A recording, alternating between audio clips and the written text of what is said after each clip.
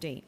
4D is an ordinance granting petition of Silver Palms West Community Development District, generally bounded as amended on the north by theoretical Southwest 238th Street, on the east by Southwest 117 Avenue, on the south by theoretical Southwest 250 Terrace, and on the west by theoretical Southwest 124 Path, amending the boundaries of the district to expand its total acreage by approximately 9.36 acres, providing severability, exclusion from the code, and an effective date. Those are your first reading items. All right. Do I have any bifurcation on first readings? All right. Seeing none, we move first reading items by Regalado, seconded by Commissioner Gonzalez. Clerk, please call the roll. Commissioner Bastien, Yes. Commissioner Bermudez, Commissioner Cohen-Higgins, Or.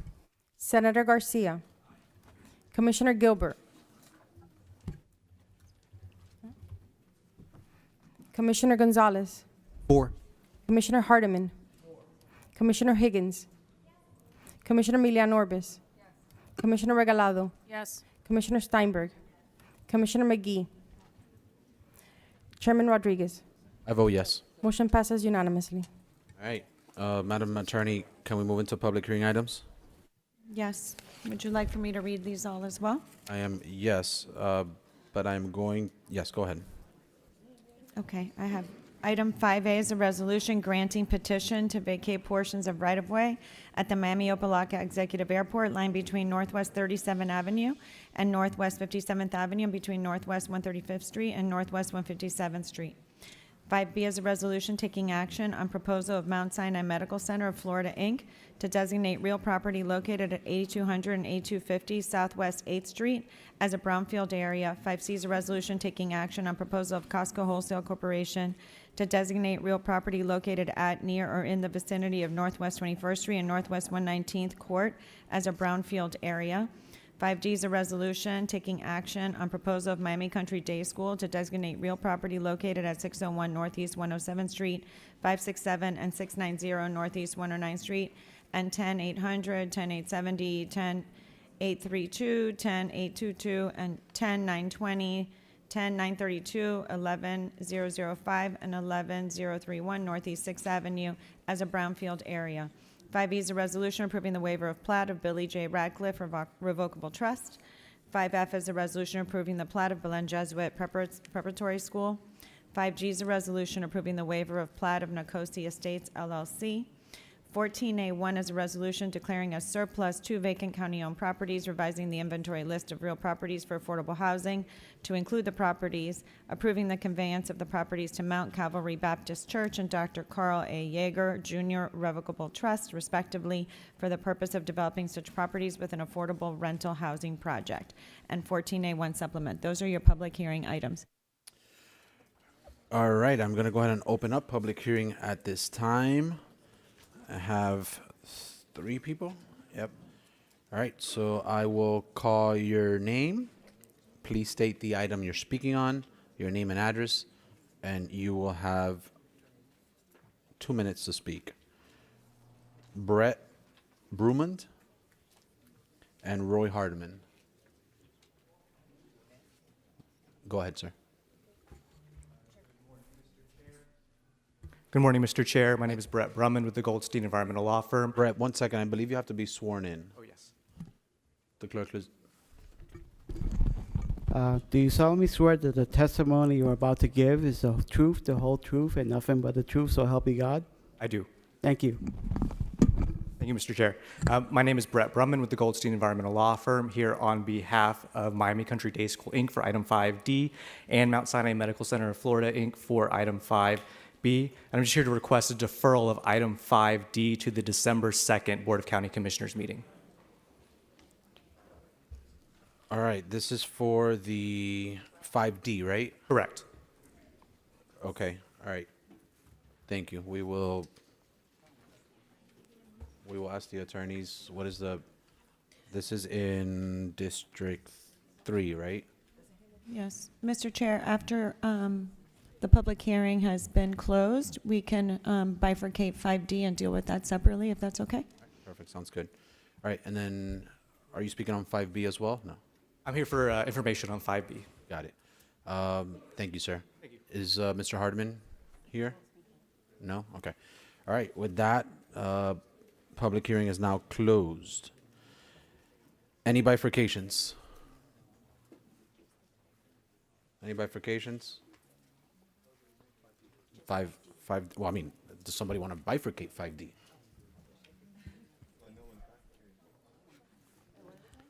You got- Do you need a, I'm sorry? 5D was request to be deferred. It's in your district, Commissioner Hardiman. 5D. The applicant requested to. The applicant requested for it to be deferred? Yes. Okay, no problem.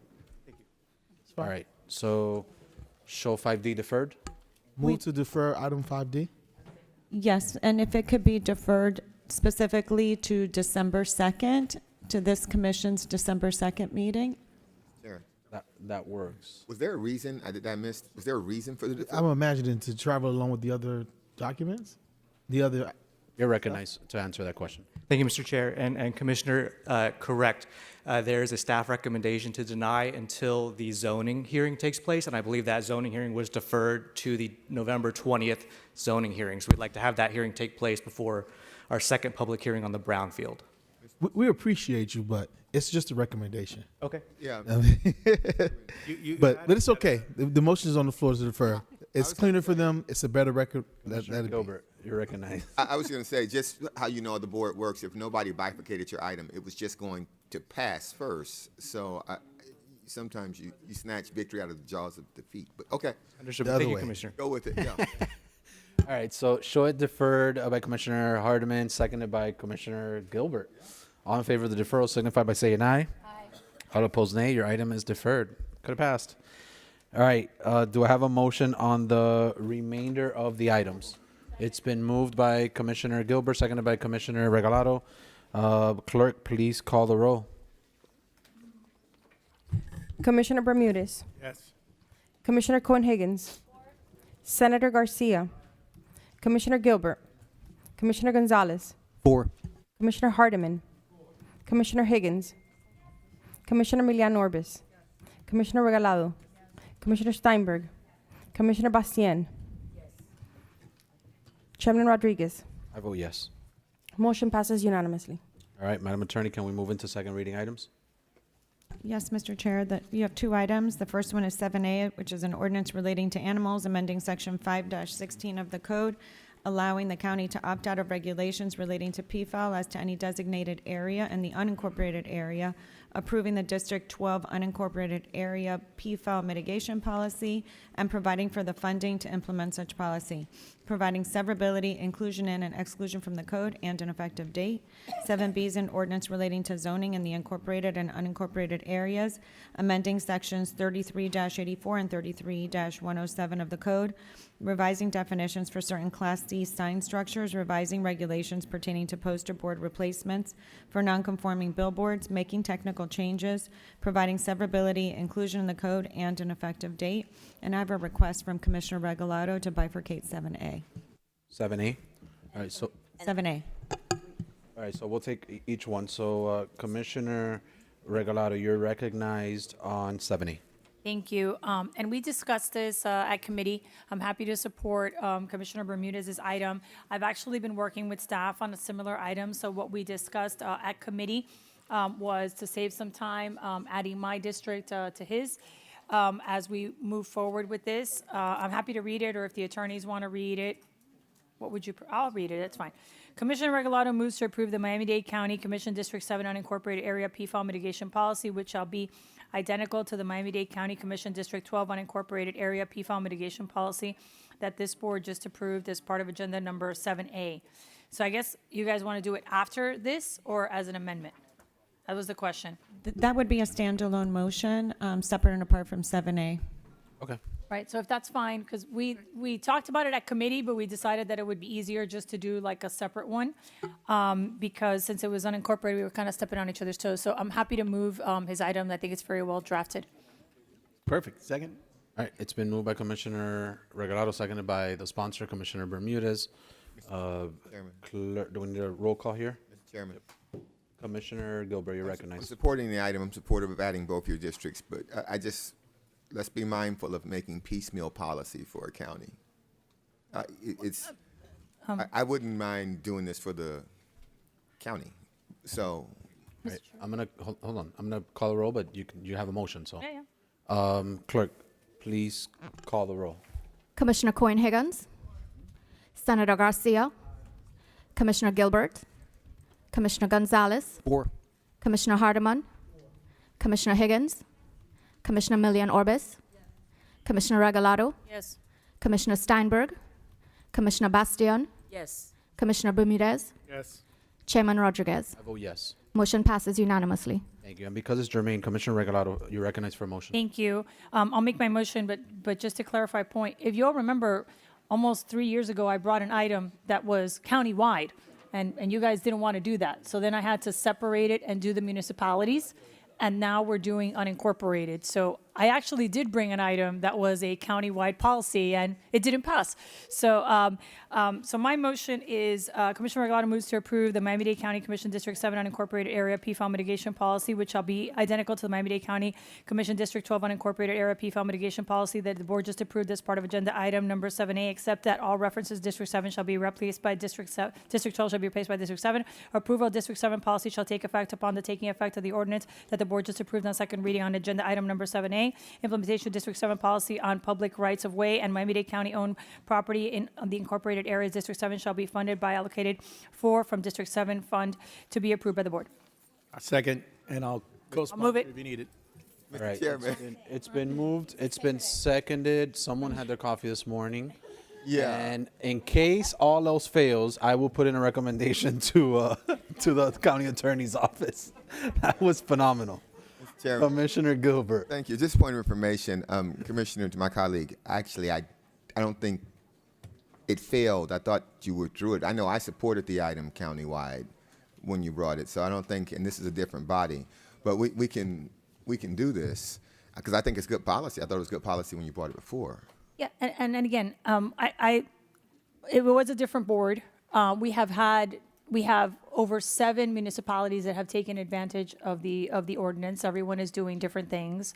But what's happened is now our unincorporated areas are in a different position. So I'm happy to bring back something. I was already working on something for my district because that was the recommendation of the board. But if no one is against it, I'm happy to turn that into all incorporated areas.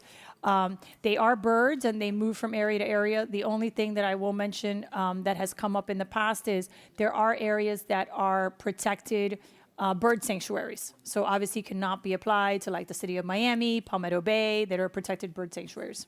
All right, with that, all in favor signify by saying aye. Aye. All opposed, nay. Show that motion passed. Thank you. Commissioner, you're welcome. Commissioner Steinberg, you're recognized on 7B. Thank you. Yeah, I just wanted to bifurcate to vote no. We discussed this at committee. Thank you. All right, I glad you bifurcated it. I had a question. So first, I want to say I saw it got amended in committee. Commissioner Bermudez, thank you for that. I like that amendment, which basically, in layman's terms, just ask that the property owner consent to that switch. My only question, and if there's no opposition, obviously I was not a committee, but I had my team do some research on this, and in other municipalities throughout the state and other states, this has been a trend. Like, this is a normal thing. This is something that other municipalities are doing. But the thing that caught my eye is in most other municipalities, the ratio is higher, right? So for every one static, or I guess they're called non-conforming that you give up, here we're doing 1 for 1. In other places they do 3 for 1, 4 for 1, and it's really not just per sign; it's per square footage of the sign or whatnot. But for to make it easy to understand, it's when you take down 3 static signs, you get 1 digital. In other places, here we're doing 1 for 1. Is there just your thoughts on it? I'm not completely against it. I like the item. I think we need to modernize or whatnot. But would you be open to?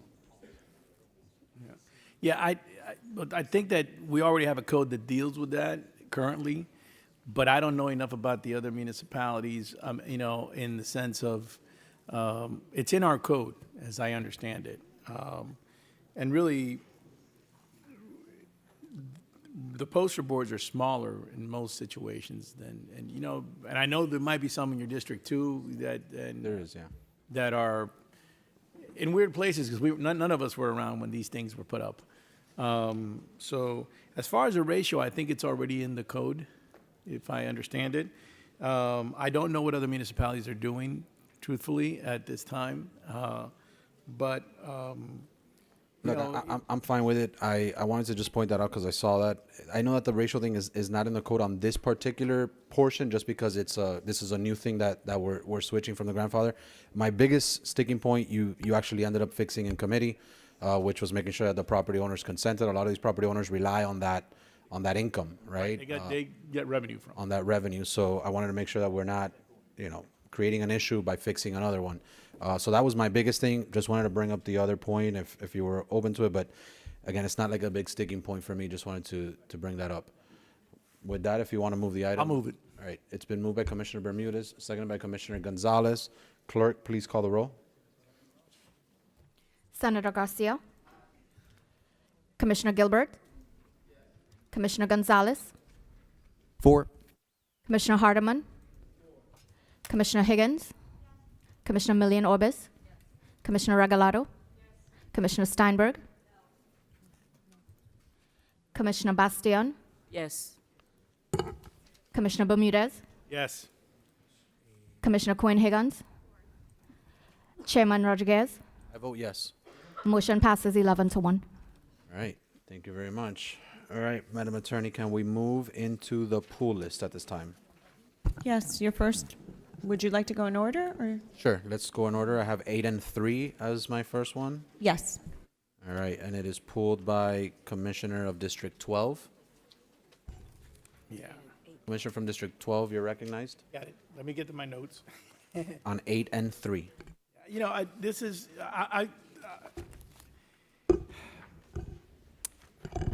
I'm going to support it. I just pulled it to make a comment. Okay? And I'm supportive of it. In fact, I even second if it needs to be seconded. So not a problem. I'm supportive of it. I just wanted to make a comment on this is because some of us were discussing last time, what is eminent domain? We see eminent domain here. So there's a purpose for it, even though we may not like it sometimes. And I just wanted to point that out to everybody as we move forward on other discussions in the future. And I'm not going to ask because we're in a public meeting, but I do think at some point we need a report on the discussions that took place.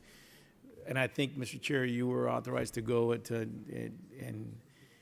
be in those discussions on the other issue that we talked about with eminent domain.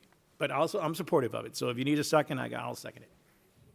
All right, it's been moved by Commissioner Gilbert. It's been seconded by Commissioner Bermudez. Commissioner Bastian, you're recognized. Thank you so much, Mr. Chair. I just would like to co-prime the item.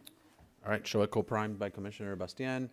All in favor signify by saying aye. Aye. All opposed, nay. All right, show that item passed. 804, Commissioner of District 12, you're recognized. Okay, this one, again, 804, and you're going to hear me say this again a little bit later on another item, is change orders drive me nuts.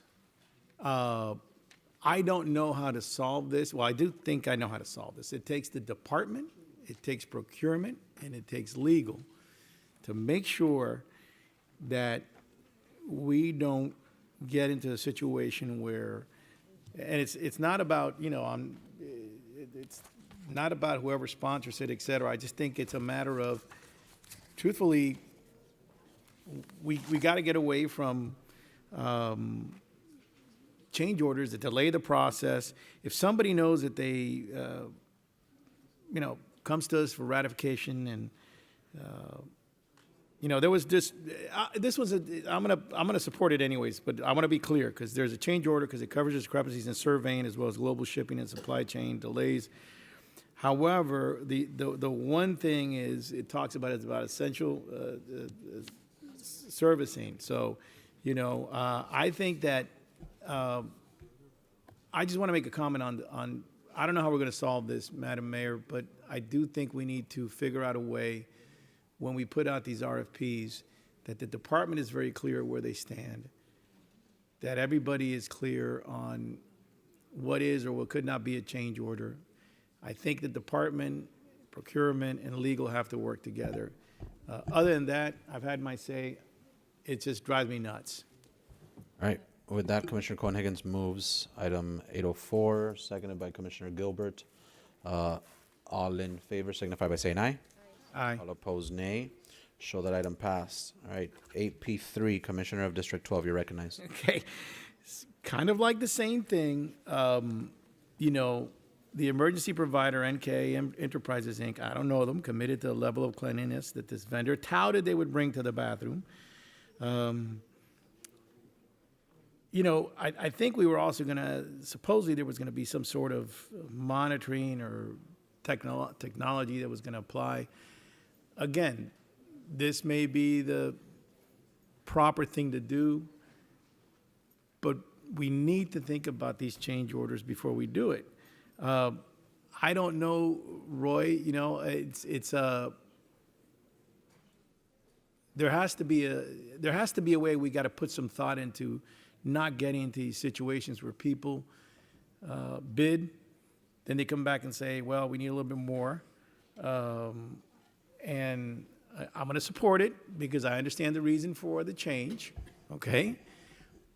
But I still, I'm going to be on record over and over and over and over and over and over again that we need to figure out a way, unless it's really something extreme, where somebody doesn't come in and come back to us for more money. This one is actually a little bit more substantial. I appreciate the emergency provider coming in, but why do we get in this situation where somebody bids on something they can't actually do? They shouldn't be bidding, you know? And we got to make that, we got to figure it out one way or the other. So other than that, same thing, except this one's a little bit more money. And this one, there's an emergency provider, so I'm fine with that. Right. But on the record, moving forward, unless there's a really good reason, you know, change orders, this is to the administration. Mr. Chair, this is not to any of my colleagues or to you. I really think we need to be, I'm not going to be supportive of a lot of change orders unless there's a real legitimate reason. And this is going to be a legitimate reason today, but in the future, set it up so the winner of it is not someone who knows they can't do the job anyways. All right. With that, Commissioner, thank you, Commissioner Bermudez. With that, Commissioner Cohen-Higgins moves the item, seconded by Commissioner Gonzalez. All in favor signify by saying aye. Aye. All opposed, nay. Show it passed. And Chief, you can circle back with Commissioner Bermudez, as I'm sure you have a good explanation. All right, 11A, I'm going to go out of order for a second. 11A11, Commissioner from District 6, you're recognized. Thank you, Mr. Chair. I pulled it just to vote no. Okay. And Commissioner from District 11? Thank you, Mr. Chair. And I just want to say that I'm supportive of this item. The only reason I pulled it is just for clarification purposes, right?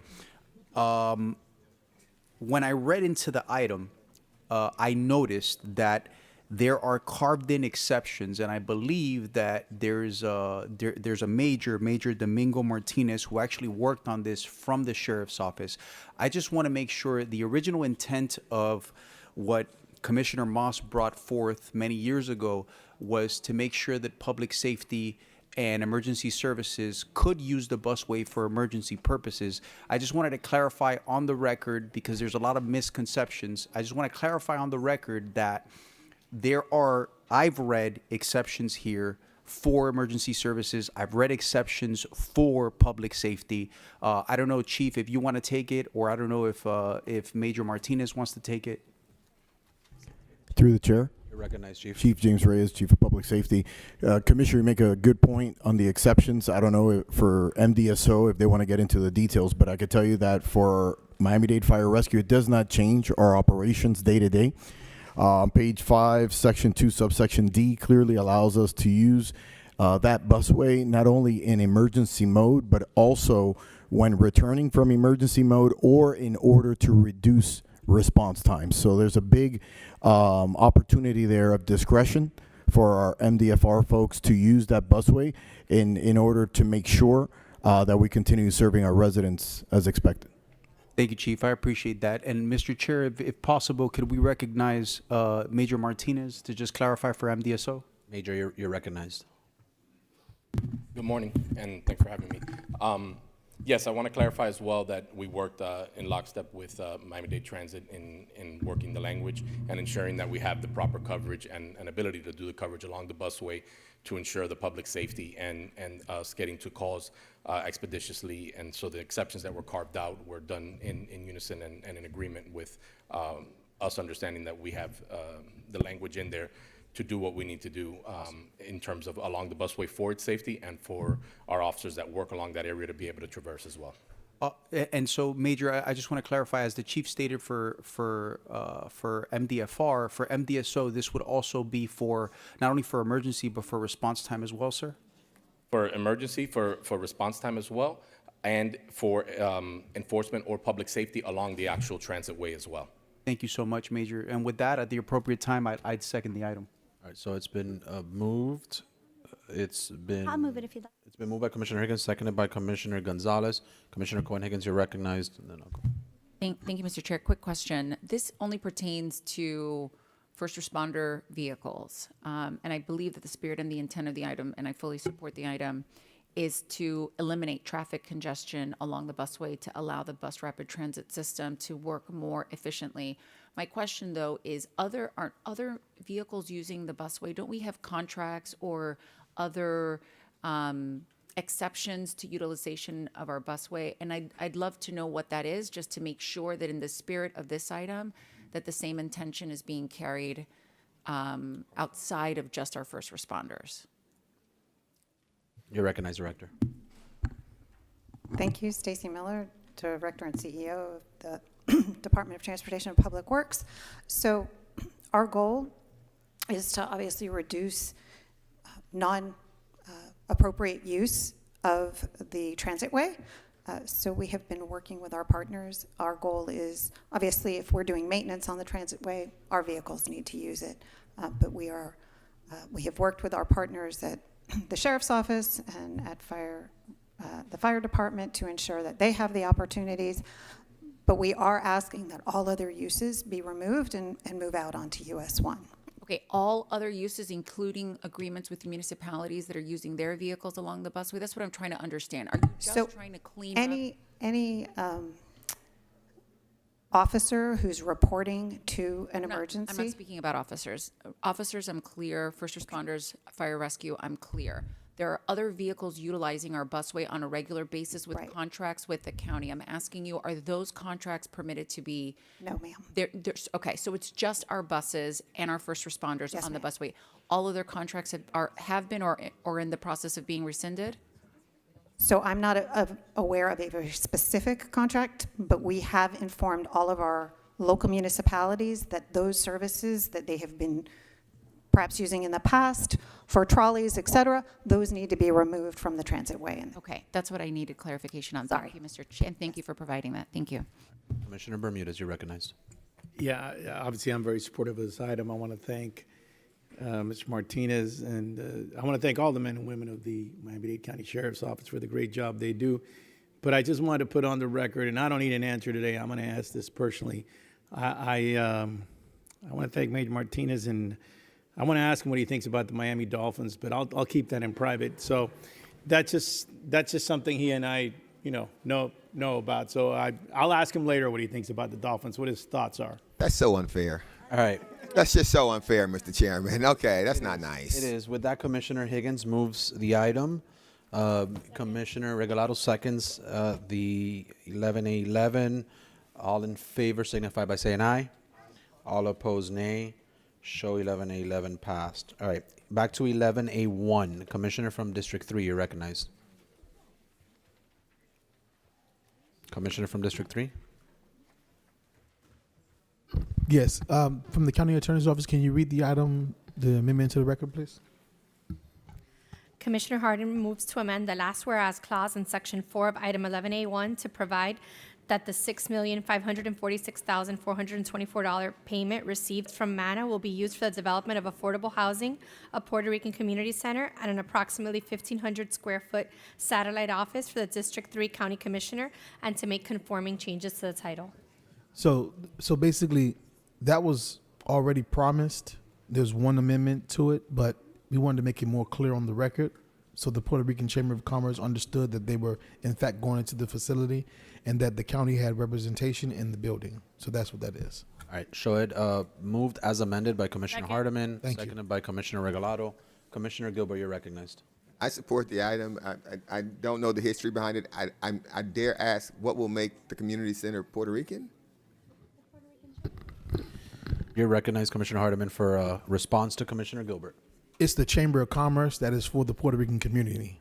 Okay, so it's a building that they're in. Okay, Right. perfect. I'll invite your wife to the Yeah, grand yeah. opening, I was going Big Puerto Rican community. All right. Next thing you know, we're gonna have All in favor signify by saying aye. All opposed, nay. Show 11A1 passed.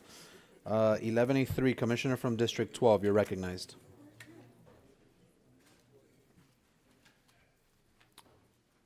District 12, Commissioner, you're recognized. On 11A3. On this one, and I've spoken to, first of all, I support it,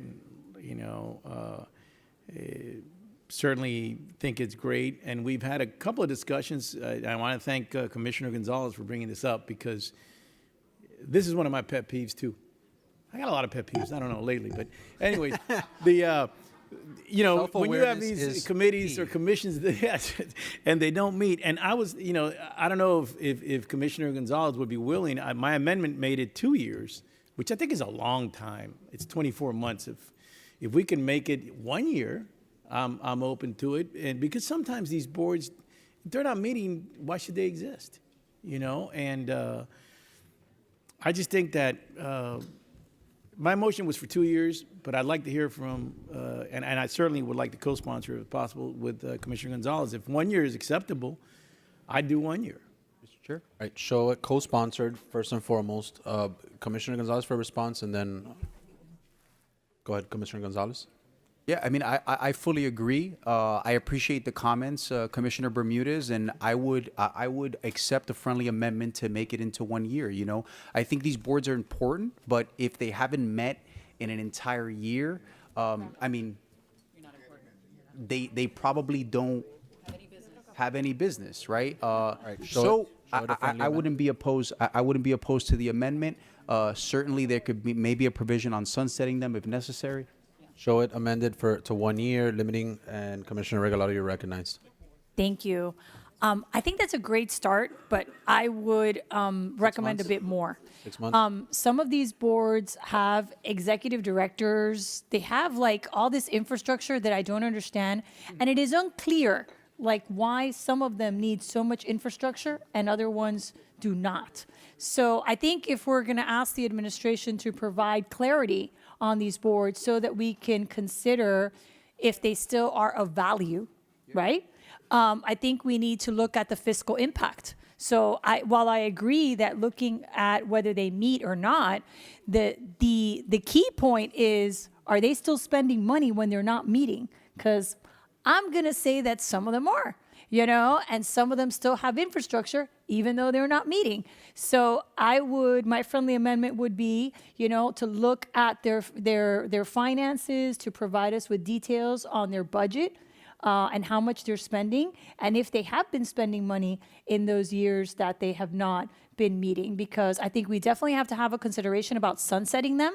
I would add that too, that it comes back to us and we look at them the same way that, Commissioner Higgins, brought us an item about the reports and kind of to expedite this. I think this is something that we should look at every few years and see, is this still valuable? What's the return on investment? How much are we spending on these boards?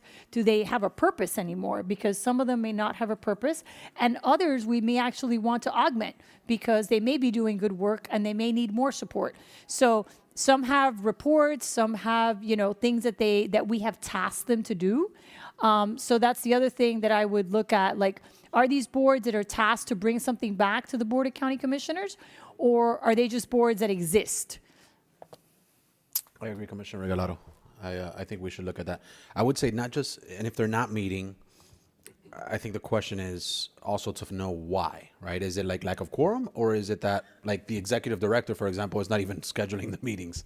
So the reasons why. But with that, I have Commissioner Gonzalez for a response because it's your item.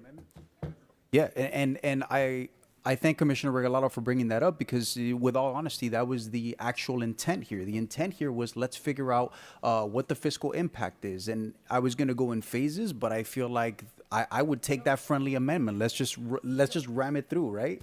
I would definitely take that amendment. I would also take the amendment of perhaps once the reports are done, bringing it back so that if there does needs to be some sort of sunset that we could do that. All right, so show it as a friendly amendment. Commissioner Cohen-Higgins, you're recognized.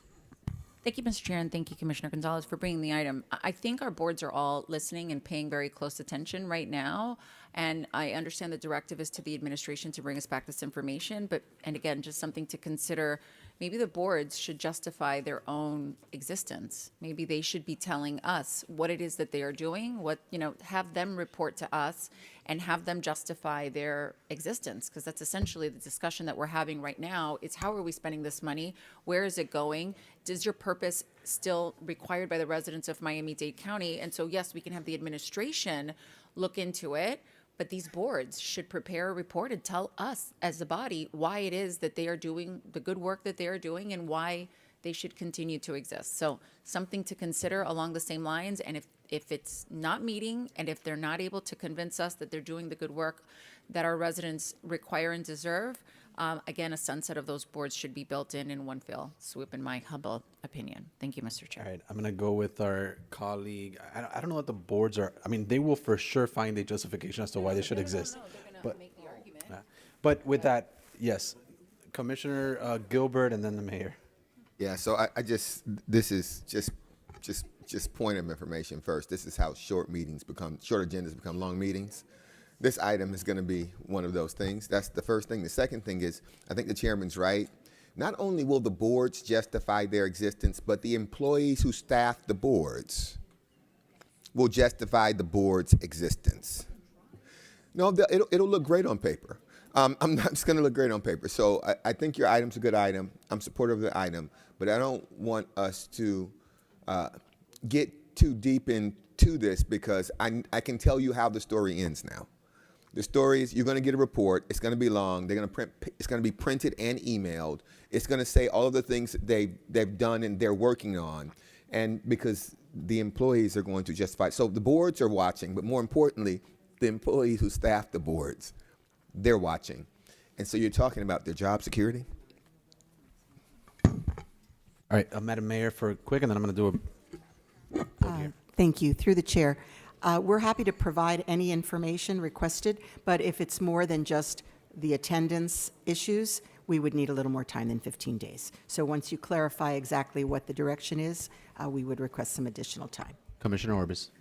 Thank you, Mr. Chair. I would add there's a lot of boards in Miami-Dade County that are their jurisdiction is all different. The rules around them are different. I think we need to be specific. I do agree that we need to check out what the boards are doing and we should be on top of them. Now, I know that most advisory boards are required to do a sunset report that comes to the commission annually or biannually. So I think we need to really look at there's different categories of boards. There's even some under the chair's office. So we need to I think we need to categorize them as to what we're directing them to do, to be a little more specific. Because there are rules surrounding the boards, and they are required to do a sunset report already. So instead of another report, just have them do what they're supposed to do by the code.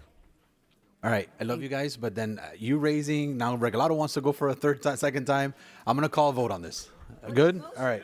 There is a motion. There's a motion. Second. For 1 year. Second. As amended and as amended. All in favor, Both say amendments. Both. Mr. Chair, I do believe we're going to get a clarification, and I think some additional time was also asked. That's okay. The clarification is okay from the attorneys. Go ahead. Yes, so this would be to amend it to 1 year And to include, Commissioner Gonzalez, are you including Commissioner Regalado's suggestions? Yes, for Then- the For the additional, so it would be that the mayor shall identify if any of the boards that have not met within the year have executive directors or other staff, expenditure authority, and such other relevant budgetary information or fiscal analysis that the board should consider to determine whether such board should be sunsetted. Is that good? yes, And how much time would you like to give the administration? 30 days. 30 days is great. All right. Show it as amended. 30 days is We request 4 to 5. 45 days. 45 days. are the 46. 46 days will be the Let's make three it amendments. 60. All right, guys. With that, all in favor signify by saying aye. Aye. All opposed, nay. All right. I think I do deserve an award for that one. All right. Commissioner from District 11, you're recognized on 14A4. 14A4, yes. So I am supportive of this item. This is Commissioner Gilbert's item. I like the item a lot. I understand where Commissioner Gilbert is coming from. I just do want to echo some of the sentiments from my colleague, Commissioner Regalado, where I just want to make sure we figure out where the funding source is. I'm happy to support it. I think it's important, but I just want to make sure that, and I'm sure we could do this today, we need to figure out where the funding source is coming from. There's money in special community projects that we can use. I'm sure that some of my colleagues also have some other ideas, but I do agree with Commissioner Regalado just to say, hey, go find $1 million and figure it out. I don't know if the administration has some ideas as to where we can get the $1 million, but that's my 2 cents. I'm supportive, just want to make sure that we figure out today what that funding source is going to be. All right. Wait, I'm sorry. Was there a question? I was talking to my staff. Where's the money? Oh, okay. You're recognized, Madam Mayor. Or just to get back to you, or you asked a question right now? Or? Through the chair. Madam Mayor, you're recognized. Yes, we recognize we're in a crisis situation here for so many, and I'm very grateful for everyone who's stepped up, all of the organizations, and we hope that the issue will be resolved shortly at the federal level. But I am supportive of the item, and I do believe that through movements that are happening because of the reconciliation of budgets, that we should be able to achieve a reasonable sum of money up to $1 million for this purpose sooner than later. And I would ask that we not have to come back to the board for approval, that we would go ahead to distribute that. Okay. Commissioner, you still have the floor. Are you good? Good. Commissioner Regalado? Thank you. I'm also supportive, a few things though, as Commissioner Gonzalez mentioned. My number one concern is where's the money going to come from?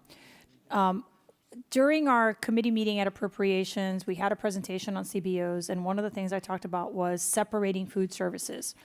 I think we need to have a separate organization for CBOs that provide food services. And what's happening right now is a reason for that.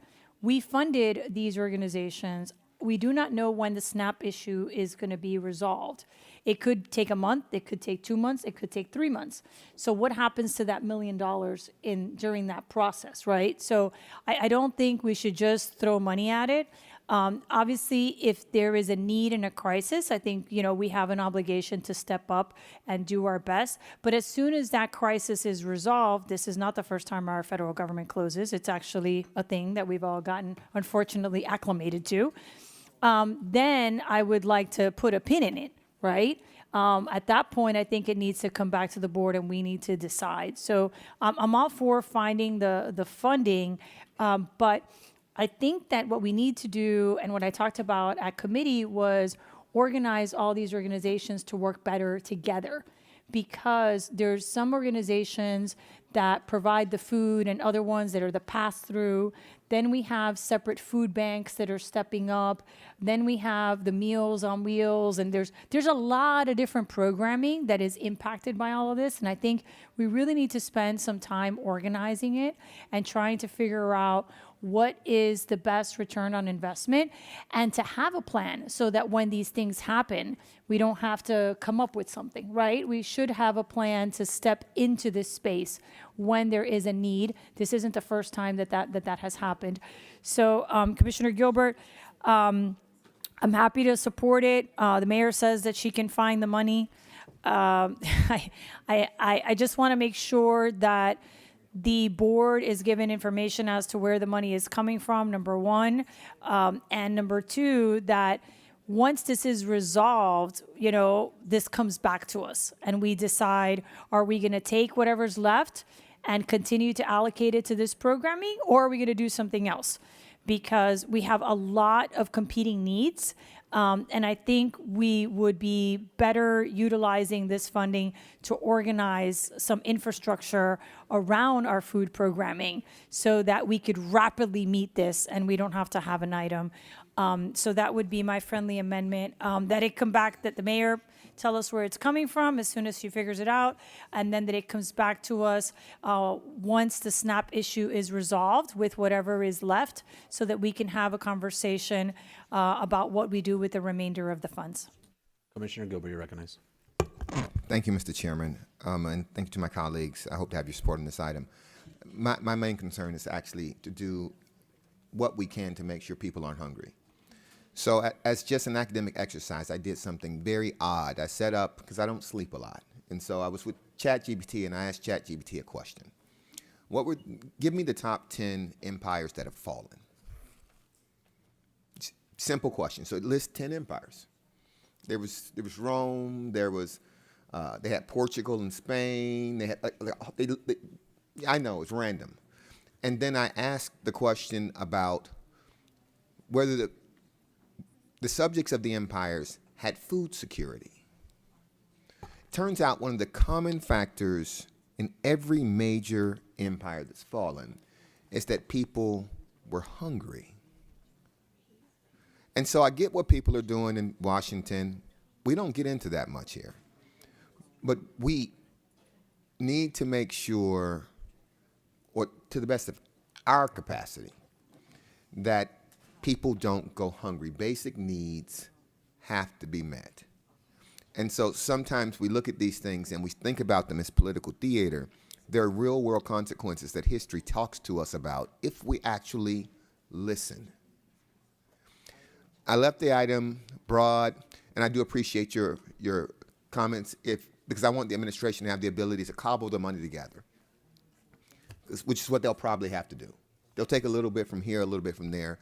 Commissioner Regalado, your point is well taken. Perhaps if we actually passed the CBO allocation, we should be doing, the broader CBO allocation that we put out the RFP for and that we never really got back. Maybe the time to actually categorize it for housing security and food security is then, because we do a lot of things through our CBO funding, and all of those programs are very worthy. But fundamentally, people have to eat. The streets have to eat. If people have to choose between your safety and feeding their families, they will choose feeding their families. That is what history tells us. We should do our best job in listening and just make sure. So I'd be happy to accept both friendly amendments. Mayor, thank you for being able to find the money, and I thank you all for your support. Thank you. All right, show it with a friendly amendment. Show it seconded by Commissioner Gonzalez. Good? Yeah, I was just going to add something. Yeah. And thank you, Commissioner Gilbert. We all agree. My only point is, and I'll give you some examples that happen district-wide, not just in my district. Some of us have food banks that do a great job. But some of those food banks don't have transportation available the entire week. So if someone is making a food donation, they may not necessarily be able to pick it up, right? When we do, the large donations with the farm shares, one of the things that my district did is we actually go door to door with farm share, which takes a lot of work and a lot of volunteers, but not everyone has a car. So, there are systems that, I have refrigerators in my district that people put out in the street, right, and put food in. So there's a lot of different ways to help people. And my concern is that historically, I couldn't agree with you more. The moment to figure that out was then. But I think as we move forward, we need to organize this because there is a tremendous amount of food insecurity. And I could tell you, we survey, our district, and I represent a relatively affluent district. And we've had to increase our food purchases dramatically because there's such a need. And basic things. I mean, I could tell you in my district, people don't want turkeys. They rather have ham and crackers and coffee because they can't afford to buy coffee. So these are needs that I think are only being augmented by the economic crisis, but also by decisions being made at different levels. So I'm hoping to work on an item, and I hope to have your support. I would love to work with you on it, that kind of organizes this and figures out how we tap into existing resources and separate this from the other CBOs so that we can really have a clear perspective as to who we're feeding, who we're helping, and where the need gaps are. Because I know that in many of our districts, we have these need gaps, and some people, we're trying as commissioners to fill those gaps. But it would be very useful to get the feedback from these organizations and to see how we can better utilize it. So. All right. It's been moved, it's been seconded. Commissioner Bastian, you're recognized. Thank you so much, Mr. Chair. I just would like to thank Commissioner Gilbert for this item. We all agree that there is a crisis of unprecedented proportions. People are hurting. People are having a hard time putting food on their table. They are concerned. I heard good news that probably families will get some relief for the month of November, but because they will not get the full support, it will take time. How long, we do not know. Imagine people who've relied on the SNAP funding for years, and suddenly they're not getting it. And then now that it's going to happen, they won't get the full amount, and most importantly, they don't know when. So this is a grave crisis, so I commend you for this item, Commissioner Gilbert. And Mayor Cava, thank you for already taking steps to organize some spaces in the county where people can get some relief. And thank you for finding the money. The only thing I would ask is that to do your due diligence, because things are tough. And I'm not telling you anything new. Things are tough out there. Tough. Thank you again. With that, Senator Garcia, you're recognized. Thank you, Mr. Chairman. And I echo everyone's comments, and I do agree with you, Commissioner Regalado, with how we budget this and how the money should revert back to us. And this is where we always have to be careful. Some organizations in this community do a phenomenal job at taking care of the most needy. And this is why when we are doing our budgets, we have to be careful. This county commission needs to be careful when we try to cut other organizations. For example, Farm Share was potentially going to be cut, and we were able to restore that. And now we're looking for more money to help feed our community. This is where we have to be very careful with these organizations that really do a phenomenal job day to day. Share Your Heart's another organization. It's in all of our districts, who have food pantries in all of our districts, making sure we feed people. And I too agree with Commissioner Bastian, and I want you all to recognize this, that the area that I represent, Hialeah, right now, is one of the hardest hit areas with SNAP benefits. And I think, I don't know other districts, but I know Northwest State has big recipients of food benefits, of SNAP benefits, that right now are going to be hurting. And we've seen an increase before this crisis that we're facing, of the food insecurities that face our community day to day. It's already been coming for the last year or 2 years. Inflation keeps on going up, prices keep on going up, and wages are not keeping up with that. And this is where the pain is coming in our communities. So I appreciate, and I'm sorry that I'm echoing what everyone has said, but food insecurity is a big deal that we've been working on for many years. When I was in the legislature, I can't believe I said when I was in the legislature. I said I would never say that, but when I was in Tallahassee. So I think it's important that we take a focus on this, look at this, and make sure that we feed our communities, because you're absolutely right, Commissioner Gilbert, the common denominator with every empire that has fallen has been food insecurity. So we need to make sure that Miami-Dade County does this part. So thank you, Mr. Chairman, for indulging me on this. Who would have known? ChatGPT. All right. with that, the attorneys, we got what the friendly amendments are? I want to clarify. That it's for the mayor to report back to the board the source of funding for this $1 million, and once SAP benefits are restored, to advise the board of the amount of funding remaining, if any, and recommend how it should be allocated. Agree. All right. With that, all in favor signify by saying aye. All opposed, nay. All right.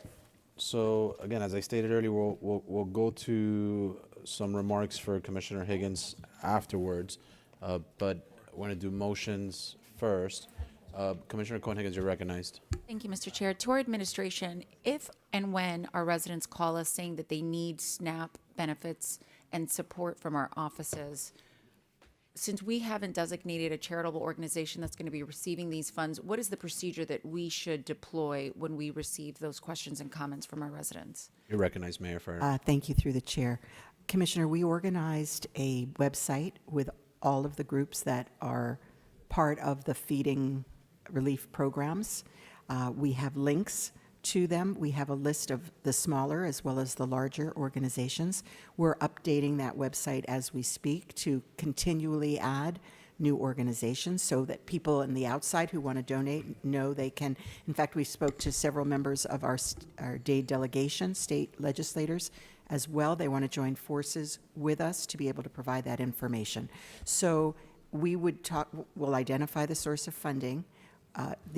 There's three major ones that were all represented at our press conference, and they all support smaller ones. So probably our inclination would be to give it to those three with an indication that we want to be sure that they target those areas of greatest need, which we received from the Department of Children and Families at the state, Mayor. as to the areas of SNAP eligibility. Mayor, so I guess the question is, like, are we directing them to a website? That was a long-winded answer for. Yes. Well, no, excuse me, through the chair, she was asking what allocation approach we would take. So it's miamidade.gov/cares, CARES, and there is a food link there, but I'm asking them to elevate it so it's more prominent on the website. Thank you. All right, motions, I'm gonna go around, and then end with, yeah, I know. I know you do. I'm trying to think if I start with you or end with you. All right, let's start with you. Actually, you know what? We're gonna go this way. Do you have a motion, Senator Garcia? Yes, it's an urging, if I may. Yes. Yeah, you're recognized for your urging, yes. Commissioners, it's going to be fun. It's not going to be fun, but I just want to tell you this. I just want to urge NASA to release the information that they have on the 3I Atlas, which is a comet that entered our solar system. And there's a lot of back and forth, and I think we're witnessing a black swan event in our history. One, it's either a comet that's defying the laws of physics, number one, or two, it could be an astronomical phenomenon. But the reality is that right now, I don't know if a lot of us have been paying attention to this, and it's not that's going to do anything to Earth or posing any threat, but I think information is power, and I think it's important for NASA to release all the information that they've gathered on the 3I Atlas, and because of the closure of 3I Atlas, it's a comet that is out there, and I think it's important that you all understand what is happening out there. Mr. Chairman, if it's okay, as something serious, I would like for the commission to support me in asking NASA to release all information and documents that they have in reference to the comet 3I Atlas that has entered our solar system since July 20th. All right, show the urging to NASA, moved by Senator Garcia, seconded by Commissioner Gonzalez. All in favor of the urging signify by saying aye. Aye. All opposed, nay. Show the urging to NASA requested or urged or asked, yes, all of that. And we will discover if there's aliens trying to invade our... No, I didn't say that. You did not say that. I'm saying it. I'm saying it. It's kind of like the babies, but the aliens, like, got it? And I have another one, Mr. Chairman. Baby aliens. I have another one. No. You're recognized, Commissioner Regalado, for I know that Gilbert. Jess is busy, but like I kind of want a memo on this. Yes. I want like Jess's like 2 cents on this. I agree. I don't know. You remember that movie, Night of the Comet? Committee weeks have begun. Really good movie. Mr. Chairman, I have another amendment. It's not that difficult. Go ahead, Senator Garcia, you recognize. And really, and I appreciate you indulging me on that, but just look it up, follow it. It's really fascinating to see what's in our solar system right now. Anyway, so I will also like to appoint Mr. Stefan Pereira Jr. to the Historic Preservation Board. So it moved by Senator Garcia, seconded by Commissioner Gonzalez. He's an earthling. All in favor of appointing an earthling, signify by saying aye. All opposed, nay. All right, show him appointed. Show the alien appointed. All right, You know, Commissioner. the government's going to lie to us, but Yeah. you know the government's going to lie to us. Commissioner Higgins, you're recognized to start with your less controversial motions. Okay. I don't know that any of them are controversial, although we'll find out. The first is, there's just a few colleagues, obviously this is my last meeting, so try not to make me super verklempt. A couple of this is just dotting the i's and crossing the t's and making sure that items that will be on next month's agenda have people that are co-primed. There is there's years ago we started the driver's license suspension task force. They issued the final report. I sent a memo around with that. So one of my motions is to amend resolution R71222 to rescind the directive to provide semi-annual status updates because that is closed out. So that would take care of a bureaucracy. I'll move that. It's been seconded by Steinberg. All in favor signify by saying aye. Okay. All opposed, nay. Passed. The second one, I passed around a little memo about the courthouse. In February, for about 2 years, we had a solicitation process to look into selling our historic courthouse. We received only one bid. That bid did not even remotely comply with the solicitation. But we discussed this in February, and I thought it was a good idea just to explore further with that bidder if we could reach some sort of a deal. Those negotiations, which our county attorney's office and PIOD have been very much involved with, have really not been fruitful. The deal would basically force us to pay $10 million every year forever at an escalating price. And so we've got to find a different path forward. In speaking with the administration, there's two paths. We could start a solicitation over again, which is a couple of year process and could end up in the same space.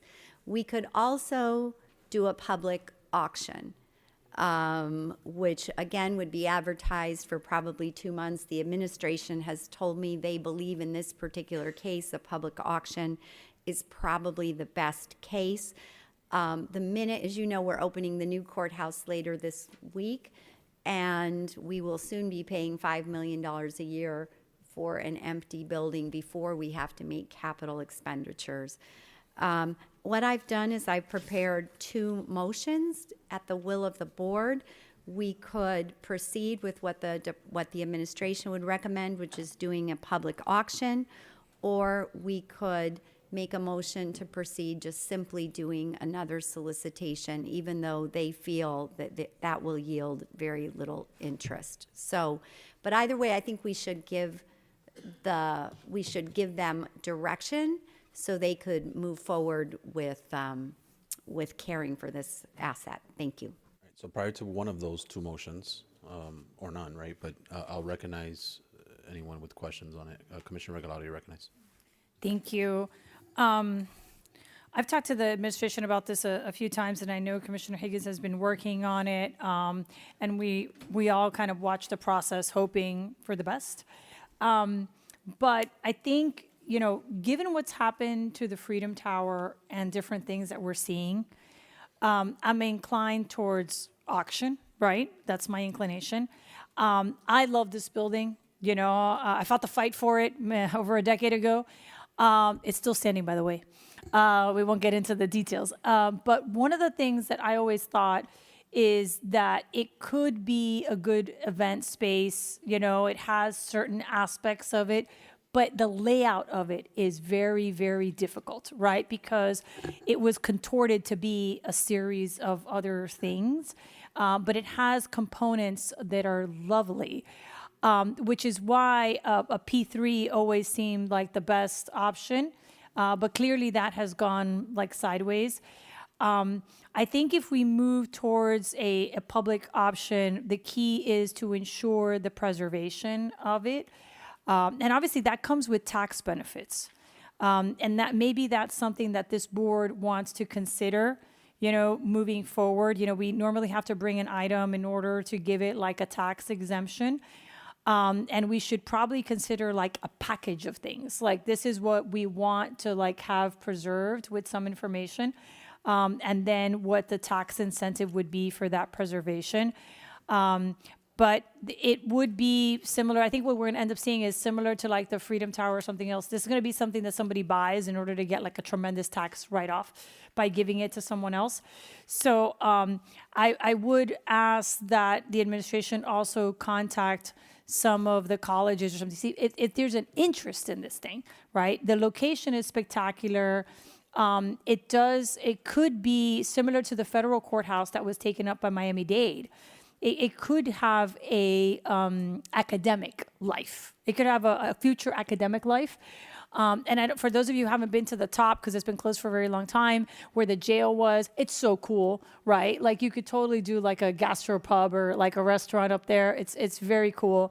But I would hope that it takes that venue. I would be happy to support you on the public. On the second piece of it. I just don't think, I think you've negotiated it. I think the juice ain't worth the squeeze at this point. And my concern is what happens to it as kind of an iconic building. So I'm happy to support you on moving forward, for the public bid, as long as we really focus on the historical aspect of it.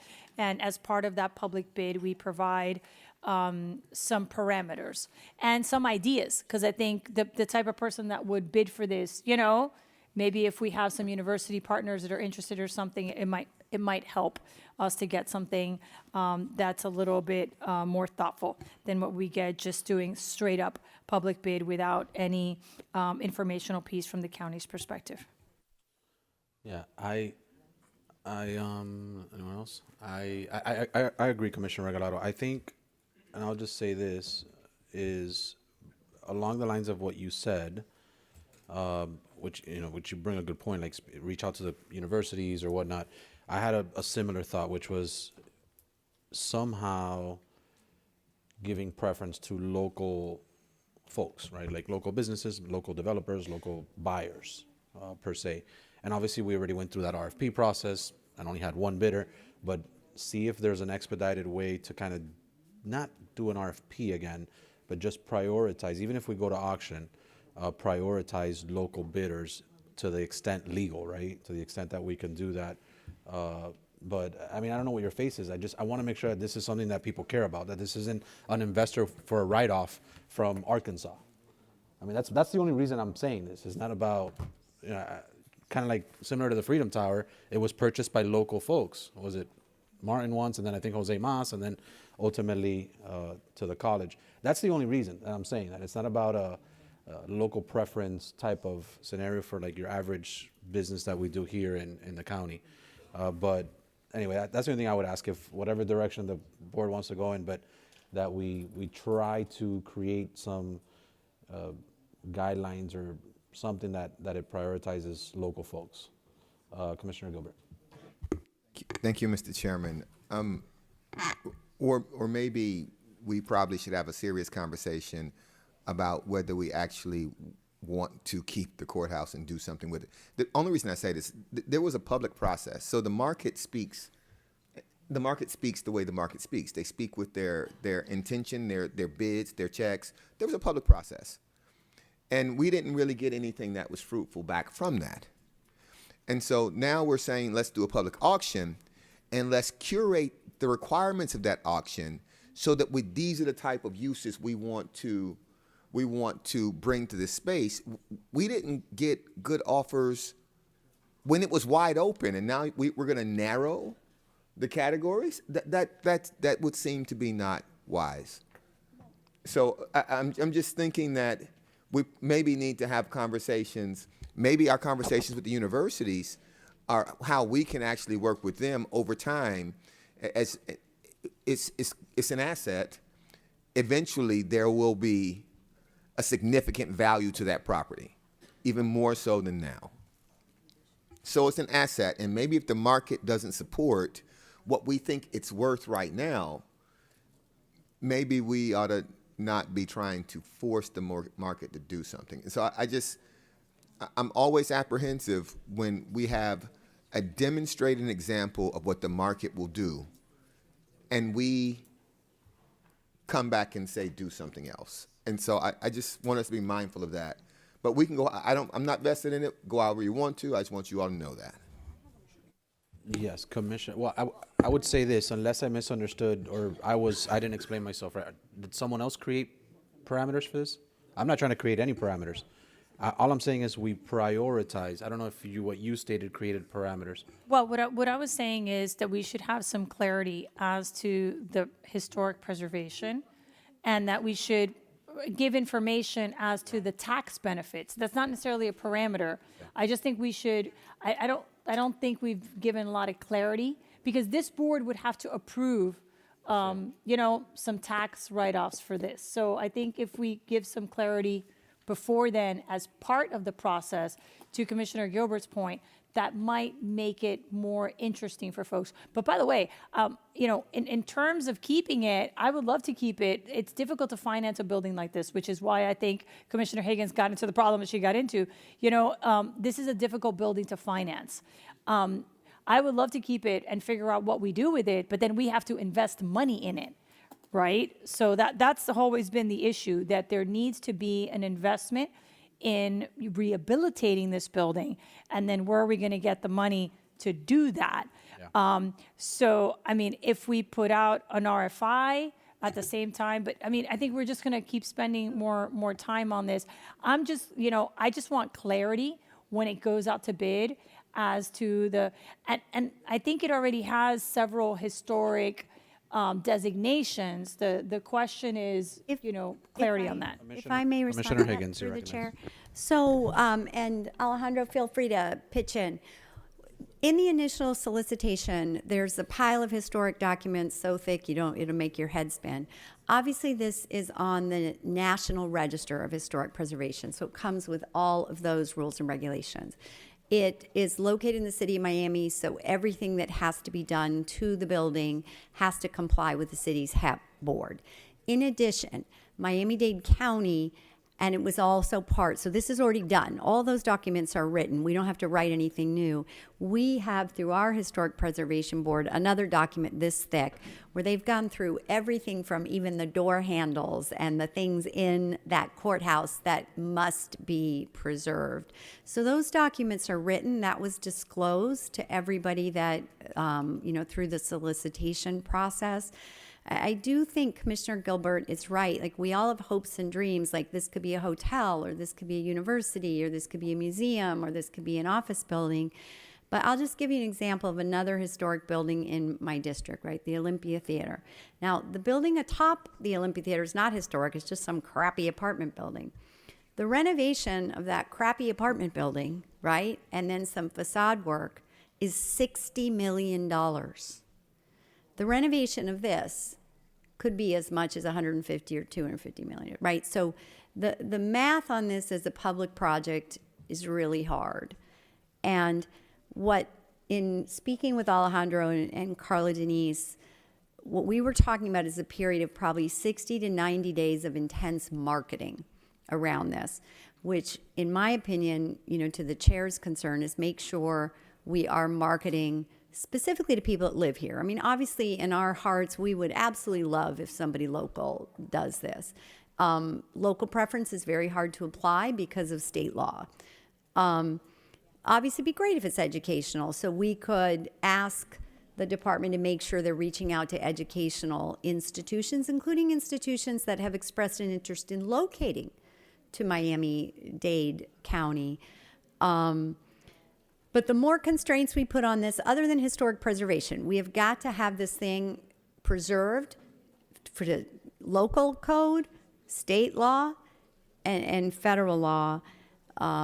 But I think for us to renovate that building, we're talking about sacrificing hundreds of millions of dollars in capital that we could use for affordable housing, for our own, whether it's fire stations, et cetera, and the two approaches are public auction, which the department is recommending, or we go back to solicitation, where you all could find yourself in the same spot 2 years from now. So, All right, Commissioner Bermudez. Yeah, I'll be brief. I mean, I support the public auction. This is a historic building. As long as the attorneys reading the motion and listening to the motions made by Commissioner Higgins, I think you included the historic documentation in there. I think we tried to from the dais, and I'm not against some of the other things that have been discussed either, but let's get this back out. That's what I'm supportive of on the public auction, because we're going to be back facing the same issue 2 years from now, and then we'll know, if in a public auction we have nobody's interested, then, then we have another hot potato on our hands. And, it's a historic building. We don't do enough to protect our history in Miami-Dade County, and I think that the quicker, more efficient. I applaud on her last day Commissioner Higgins for her hard work on this. I know how much she cares about the history of especially the early history of Miami-Dade County. So thank you very much. And Commissioner Regalado. Thank you. My only concern is we're doing this with not a lot of notice, and the last time we brought up this issue, it was the same as like a pocket item. This is a building that's important to a lot of people, and again, I just feel like no one knew that this was coming, right, is the issue. I think one thing is the RFP and that process, and, Commissioner Higgins brought an item to kind of move forward on that. And we did, because we understood her time constraints. But now we're gonna put it up for sale, which I'm not against. I just feel that the public should speak on that. I think that that's something that should have a public hearing. And it doesn't have the opportunity to have that now. I appreciate that, we're moving it forward with all the historical work that was done as part of the RFP. But to the point of the universities, and look, Commissioner Higgins brought it up, there's a lot of universities that want to come here. This building is a complicated building. I think the Olympia is like a whole other, the Olympia is a whole other story, like with the city and how we got there. But this building actually has been subdivided in a way for courthouse use that would work with a university, right? So it has certain things. You would still have to fix it. There's still things that need to be done. But I think the amount of money that it's going to cost to fix it depends on the use. So while I'm supportive of a sale, I think that we should have a public hearing on it. I mean, does it come back to us? Are we just like having the administration move forward? Once we agree to a public sale, like they're going to do advertising and then they're going to have a public sale. And I don't think people don't get to speak on this issue and hear all the stuff that we all know about the historic part of it. So I appreciate wanting to get these things done, but at the same time, it's a really significant building. It's a very significant asset, and it's had a very important history in Miami-Dade County. We don't have a lot of historic buildings, so I would just request on this one a little bit more, process, so that people can't say that we disposed of a building without it being on the agenda. Well, I agree, Commissioner. I guess my question is, and just take me back for a second, not too long, is was there public hearing on this already when it went to RFP the first time? Like, does the public know this property is being sold? And there was public hearing? Because that's all we're doing. It's just still being sold. It's just the buyer was never up to the public. The buyer was always per recommendation of a committee and then us. So as long as the public is aware that this property is being sold, and by the way, if there's a big money public out there that wants to buy it, please, again, I'll restate what I said. I'd rather it be someone local than not. What I don't necessarily care for this to go to auction or not. I don't. I'm indifferent about the process of how we sell it. I don't want to tie it up in bureaucracy, right? Like if we hold it up for another public hearing of what? Like they already spoke, it was had, and that's one thing. But I agree with the sentiment of yes, of course the public needs to hear it.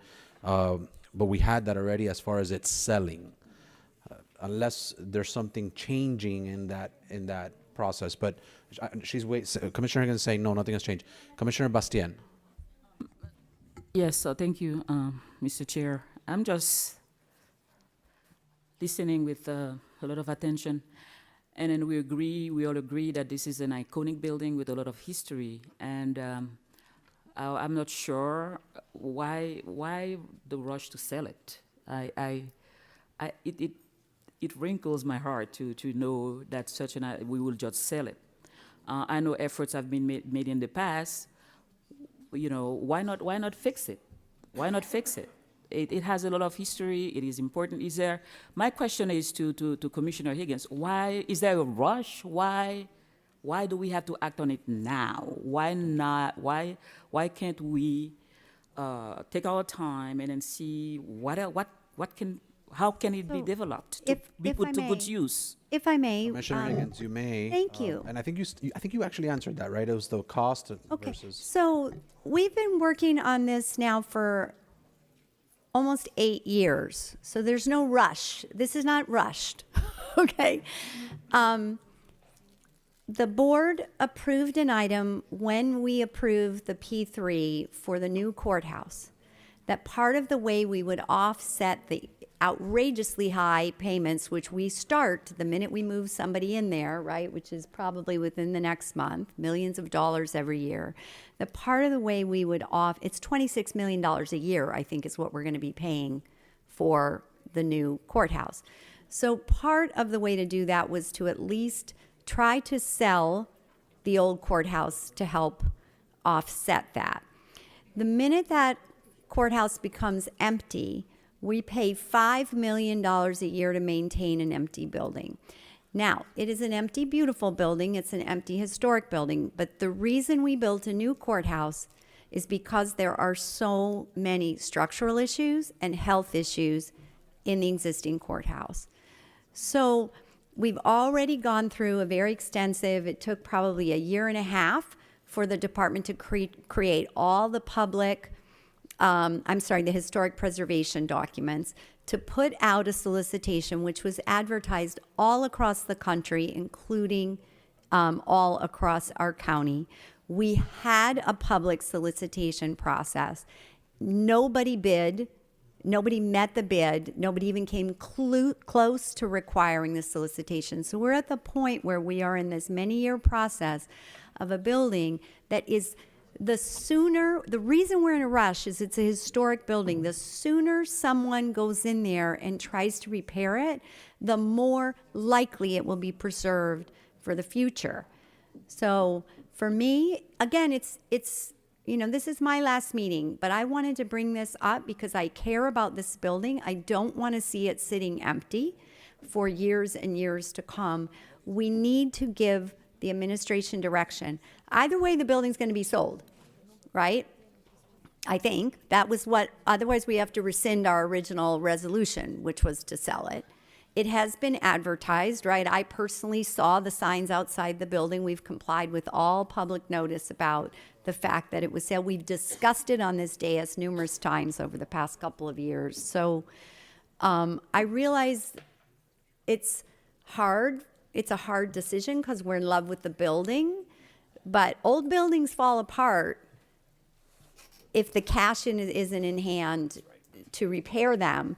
And if we find a bidder that wants to buy it and repair it, we're in better shape. Even if we don't get a huge capital amount, but if they're willing to spend the money on the restoration and they're willing to spend the money operating it, whether it's as a college, whether it's as a hotel, all of that is good for the community and doesn't leave us with the shell of a building with no plan. So that's why I'm bringing this here, and I do leave it in your hands. I'm willing to make either motion, but it's whichever you all really think is the right approach.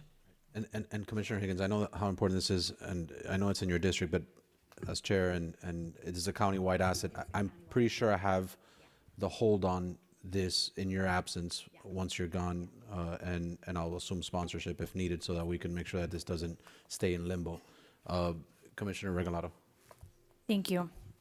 Just on a process piece, and I understand we had the RFP, it didn't work, there's a series of work that was done with the RFP, but my understanding is that normally if there were a public sale, the administration would draft an item that would include all of the historic documents and everything that the board wanted to include, and that item would come to the BCC. The BCC would vote on the parameters of that public sale, and then it would go to that public sale.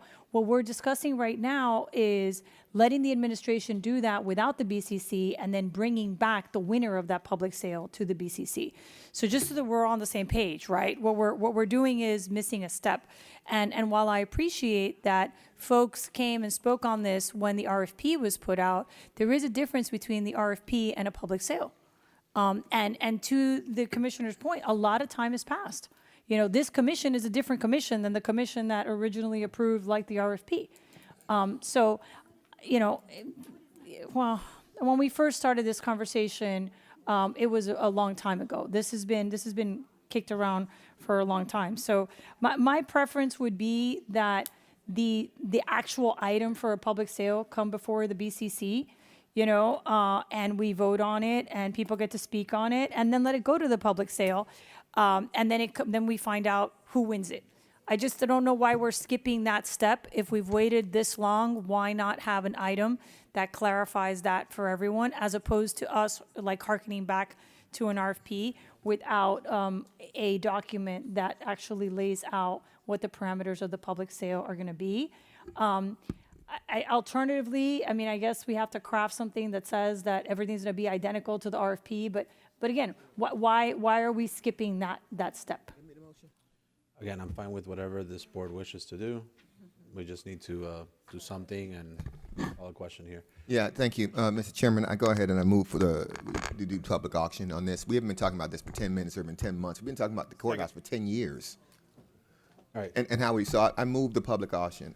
All right, and the attorneys, if you could just find whatever legal path to prioritize local folks or something, or maybe even reach out to them, to Commissioner Regalado's point, to the local universities, or even those that want to move here, but for it not just to be a tax write-off, right? Like for it to be someone that cares about it. It's been moved by Commissioner Gilbert, seconded by the sponsor, right? Seconded by the sponsor, Commissioner Higgins. Commissioner Higgins. Commissioner Higgins. Seconded by the sponsor. I have Bermudez and then Cohen Higgins. Yeah, mine's very simple. Let's go ahead and take a vote on this, because let's just call the vote, because we know what the two options are. It's well explained in the motion. Commissioner Higgins explained it. I asked legal. They feel comfortable with it. If we don't want to do it, let's not do it. You know, meeting after meeting after meeting is not everybody's goal in life. Number one. No, maybe for you guys, not for me. Second of all, the thing is, and as I'm sure, you know, Commissioner Gilbert can attest, I love the building. I love the history. My first ever court appearance, maybe we got a little thing there, was there. But, you know, it's an old building. It's got a lot of problems. At the end, mold, flooding. That's why we built a new courthouse, ladies and gentlemen. That's why we built a new courthouse, because it wasn't good, wasn't healthy for people to be in that building. So somebody can use it for something else. If it wasn't a historic building, you know what would happen? They'd tear it down. They'd put a big old, you know, building there. So let's just move on one way or the other. I don't care what we do. I know where I'm going to be. I'm going to support the motion. But let's move and take the vote. And there is enough protection, as I see in the motion, the documents that were provided by Commissioner Higgins, and makes reference to the attorneys that have worked on this. There's enough protections for us. If we don't want to do it, and we want to start back at ground zero, so be it. But let's take the vote. And we may. Commissioner Cohen Higgins, you recognize. Thank you, Mr. Chair. I'm supportive of the motion. I do have a few questions regarding the technical aspects of a public sale. Is there going to be a floor of what it's being offered for? And is the floor going to cover the operating expenses that we incur as a county? So is the bid going to start at a number where we break even, or does it start lower? I am entirely unfamiliar with our policies as it pertains to public sales. So if we decide that we're going to sell it, I'm assuming we're selling it at a price where we are at the very least breaking even, or is that not the way that this works? That's question number one. And then question number two is, at whatever price is the highest bidder, does that immediately entitle them to the property? I.e., I submitted a bid, it was 50 cents, $50, $500, higher than the second one behind me. I'm the winner, I get the property. I now, obviously through entitlements and legal documents, but I now have an entitlement to that property. Is that exactly the way that that works? That's question number two. And you're recognized for an ebb and flow in Q&A. To the attorneys. The attorneys. Commissioner, there is the ability, it's up to the prerogative of this board and taking, I guess, into consideration if you want what the administration will advise you as to their plans, but you can set a minimum threshold price. That's how it was done the first time. There was a minimum price that was set. Yes, but there was a minimum price that was set, right, the first time around, and the motion that I was going to read says that there would be a minimum purchase price based on market research. So there is the ability to set a minimum price but there doesn't have to be, but you can do that, and this motion contemplates it. In terms of the award, the board does have the ability to reject all bids that are responsive and responsible if they don't meet the price that the board has set forth. Right, and only for price purposes, or will we be able to reject it for any other reason? Commissioner, the statute provides, Florida Statutes 125.35 says that the board can reject it if the bids are too low. And that's it. That's what the statute says. Yes, Okay, and that is the only parameter. And do we have a minimum in this motion? Is it the 35 million or whatnot, or Commissioner Higgins, would you like, I know that Commissioner Cohen Higgins still has the floor, but. Well, sorry. Well, again, I saw Commissioner Bermudez waiving the motion, and I now have it in front of me, and thank you, Commissioner Bermudez, for calling my attention to it. The motion says a minimum purchase price based on market research, not on appraised value, but based on market research, and a minimum price not based on our expense in carrying the building. So I don't know what that means. What does a minimum price based on market research mean? I mean, are we going to sell this building for $1 million? Are we going to sell it for $2 million?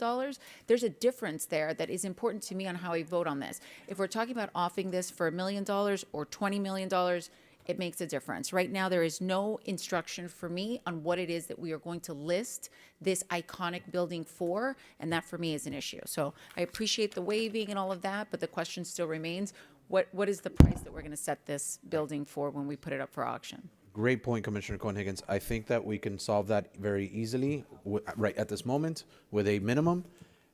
Commissioner Gilbert, I know you're. We can assign a minimum right now if it's the board's desire. We can assign a minimum. The challenge with assigning a minimum, why they yield it to the market, is because when we determine what it is, what we value it as, and our carrying costs might not be in line with what the market would sustain, which is why I said maybe we will have to keep the courthouse. Because we might, what it cost us and how we value it is not what the market is offering us. So we've gone to the market has spoken. We can assign a minimum. We assign the minimum that's not based on the market, then we're just going to be back here again. All right, so what minimum are we looking at? 30 million, 35 million? I mean, what are we doing? Hold on. And perhaps Alejandro he's been doing some research on a variety of other buildings. In the previous RFP, the minimum we put was the minimum appraised value.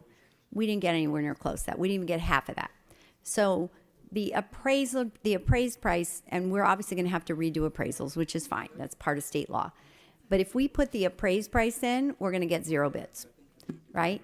So there are other things around a historic building that are of value, right? Which were not, in my opinion, properly marketed in last RFP, such as air rights, which have a value.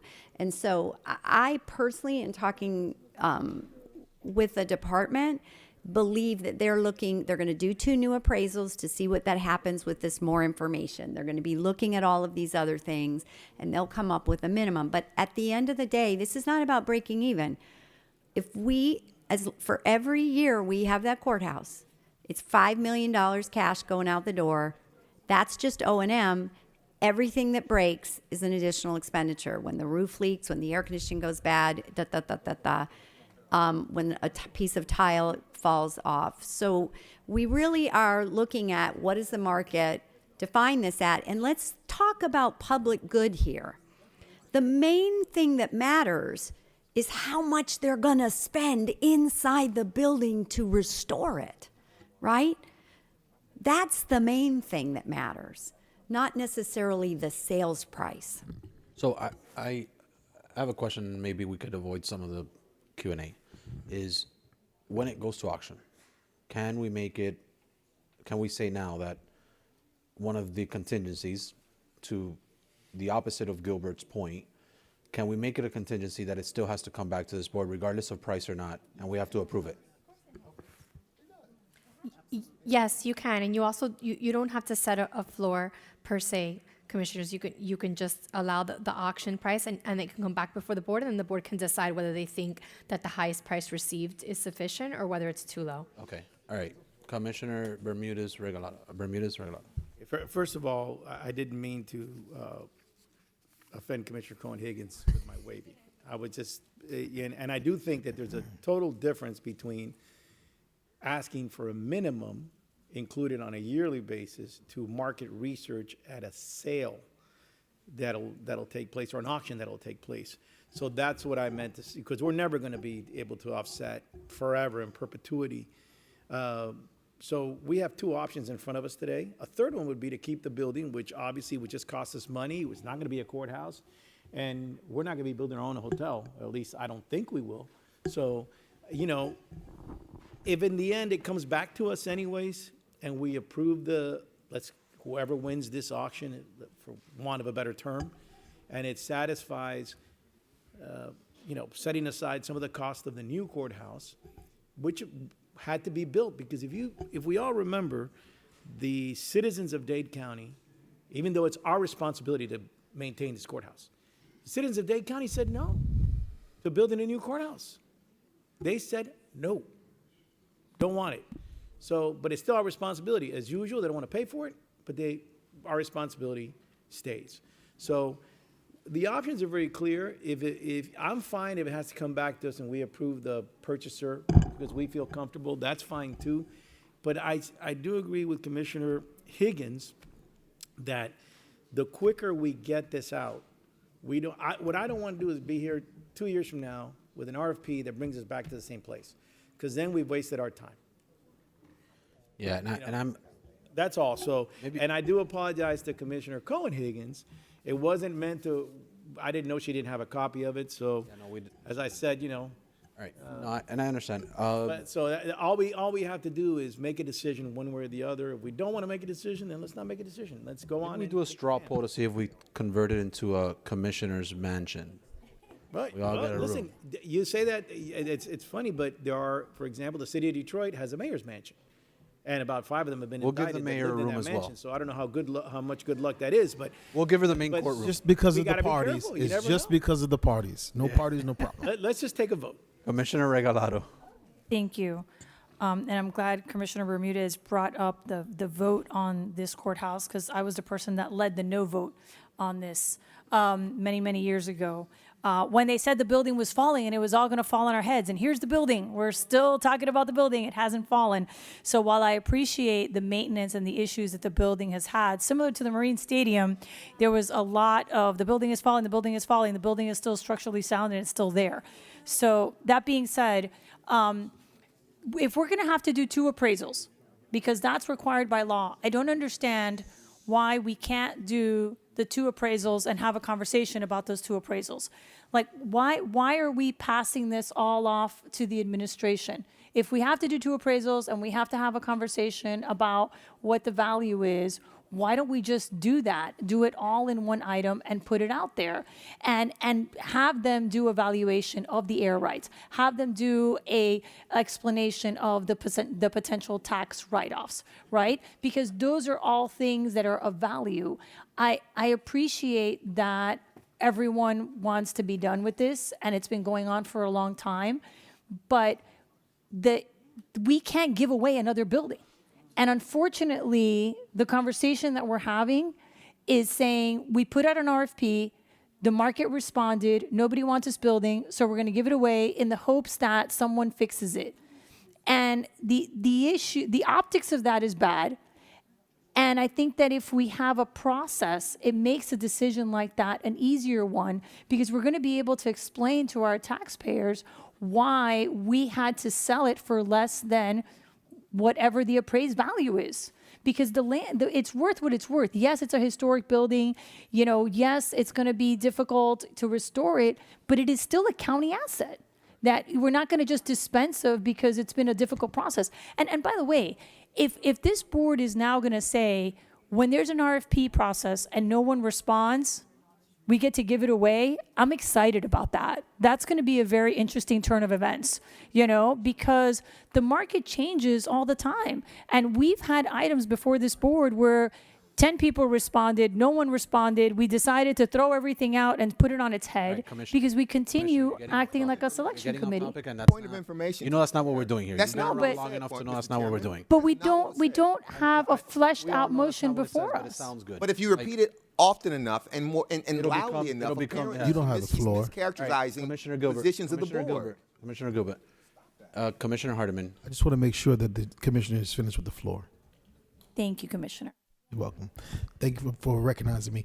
The first question I have is, does the law require us to keep this building? Can this building be demolished according to the law? Lawyers, I want to hear a definitive answer. Can this building be demolished according to the law? Commissioner, the building is historically protected, and so there's a process that would have to be gone through for regulatory approval for demolition. So that means yes, it can be demolished. It can be, but there's a process for that. Yes, sir. Okay, so that's first. So I think that the question we should be asking our constituency is whether or not they want us to demolish this building and then sell it at its highest value, the land. Because I'm sure that the land value there is extremely high, right? And yes, it has been historically designated. Yes, all of us care very much deeply about the site. We do know that it's going to cost us a lot of money to keep it. The people should decide whether or not we are to spend that money or we should dispose of the asset in a way that brings the best revenue or value to Miami-Dade County. I think that is maybe a proper ballot question to ask people of Miami-Dade County. Because if we're going to spend potentially hundreds of millions of dollars, right, over the life of preserving this asset, or now talk about disposing of it in a way that is of de minimis value and have someone else spend the money and they do what they will please with it, which means that it could potentially not be a public asset, or maybe you make a restriction that it is a public asset, but you have this difficulty in what we're doing. We should just ask the question: do the people of Miami-Dade County wish to continue to preserve this structure, or should we go through the process of what it takes to demolish it and sell the land at its highest value, or create a project there? We can build something ourselves, but we should ask the question instead of trying to put the cart before the horse. All right. Any further? We have a motion on the floor. We have a second by Commissioner Higgins. Any further discussion on the item? Seeing none. I was just going to say one thing. All right. Commissioner. It's coming back, right? It is, yes, we're amending it for it to come back. Before a decision is made, it'll come back to this, regardless of pricing. Mr. Chair, I would appreciate it if whenever, before you take the vote, if I could just read the motion and the amendments. Please do. Is now the time, or I don't know. Now's the time. Okay. Commissioner Higgins moves to cease negotiations with GFO Acquisitions LLC for the sale of the historic county courthouse and to direct the county mayor's designee to prepare an item for the public auction of the courthouse to the highest bidder in accordance with Florida Statute Section 12535 to include, number one, a minimum purchase price based on market research, two, minimum qualifications of bidders to confirm financial capacity, three, historic preservation covenants to preserve the architectural and historic features of the courthouse, four, a bid security requirement for each bidder, and five, to do outreach and provide consideration to local businesses as legally permissible. And finally, the award of the item would have to come back to the board for its approval. Okay, yes, that's it. Do you still need to? Yeah, I'm just to the attorneys about the air rights, because again, to Commissioner Hardiman's point, if we're gonna sell this for a de minimis amount, what are our options with the air rights? Since we know that's one of the things that is of value, right? Because again, we're looking at the fiscal impact, right? If the point of dispensing of the asset is to offset the cost of the new courthouse, and we're talking about a de minimis amount, then what are our options in terms of selling the air rights? All right.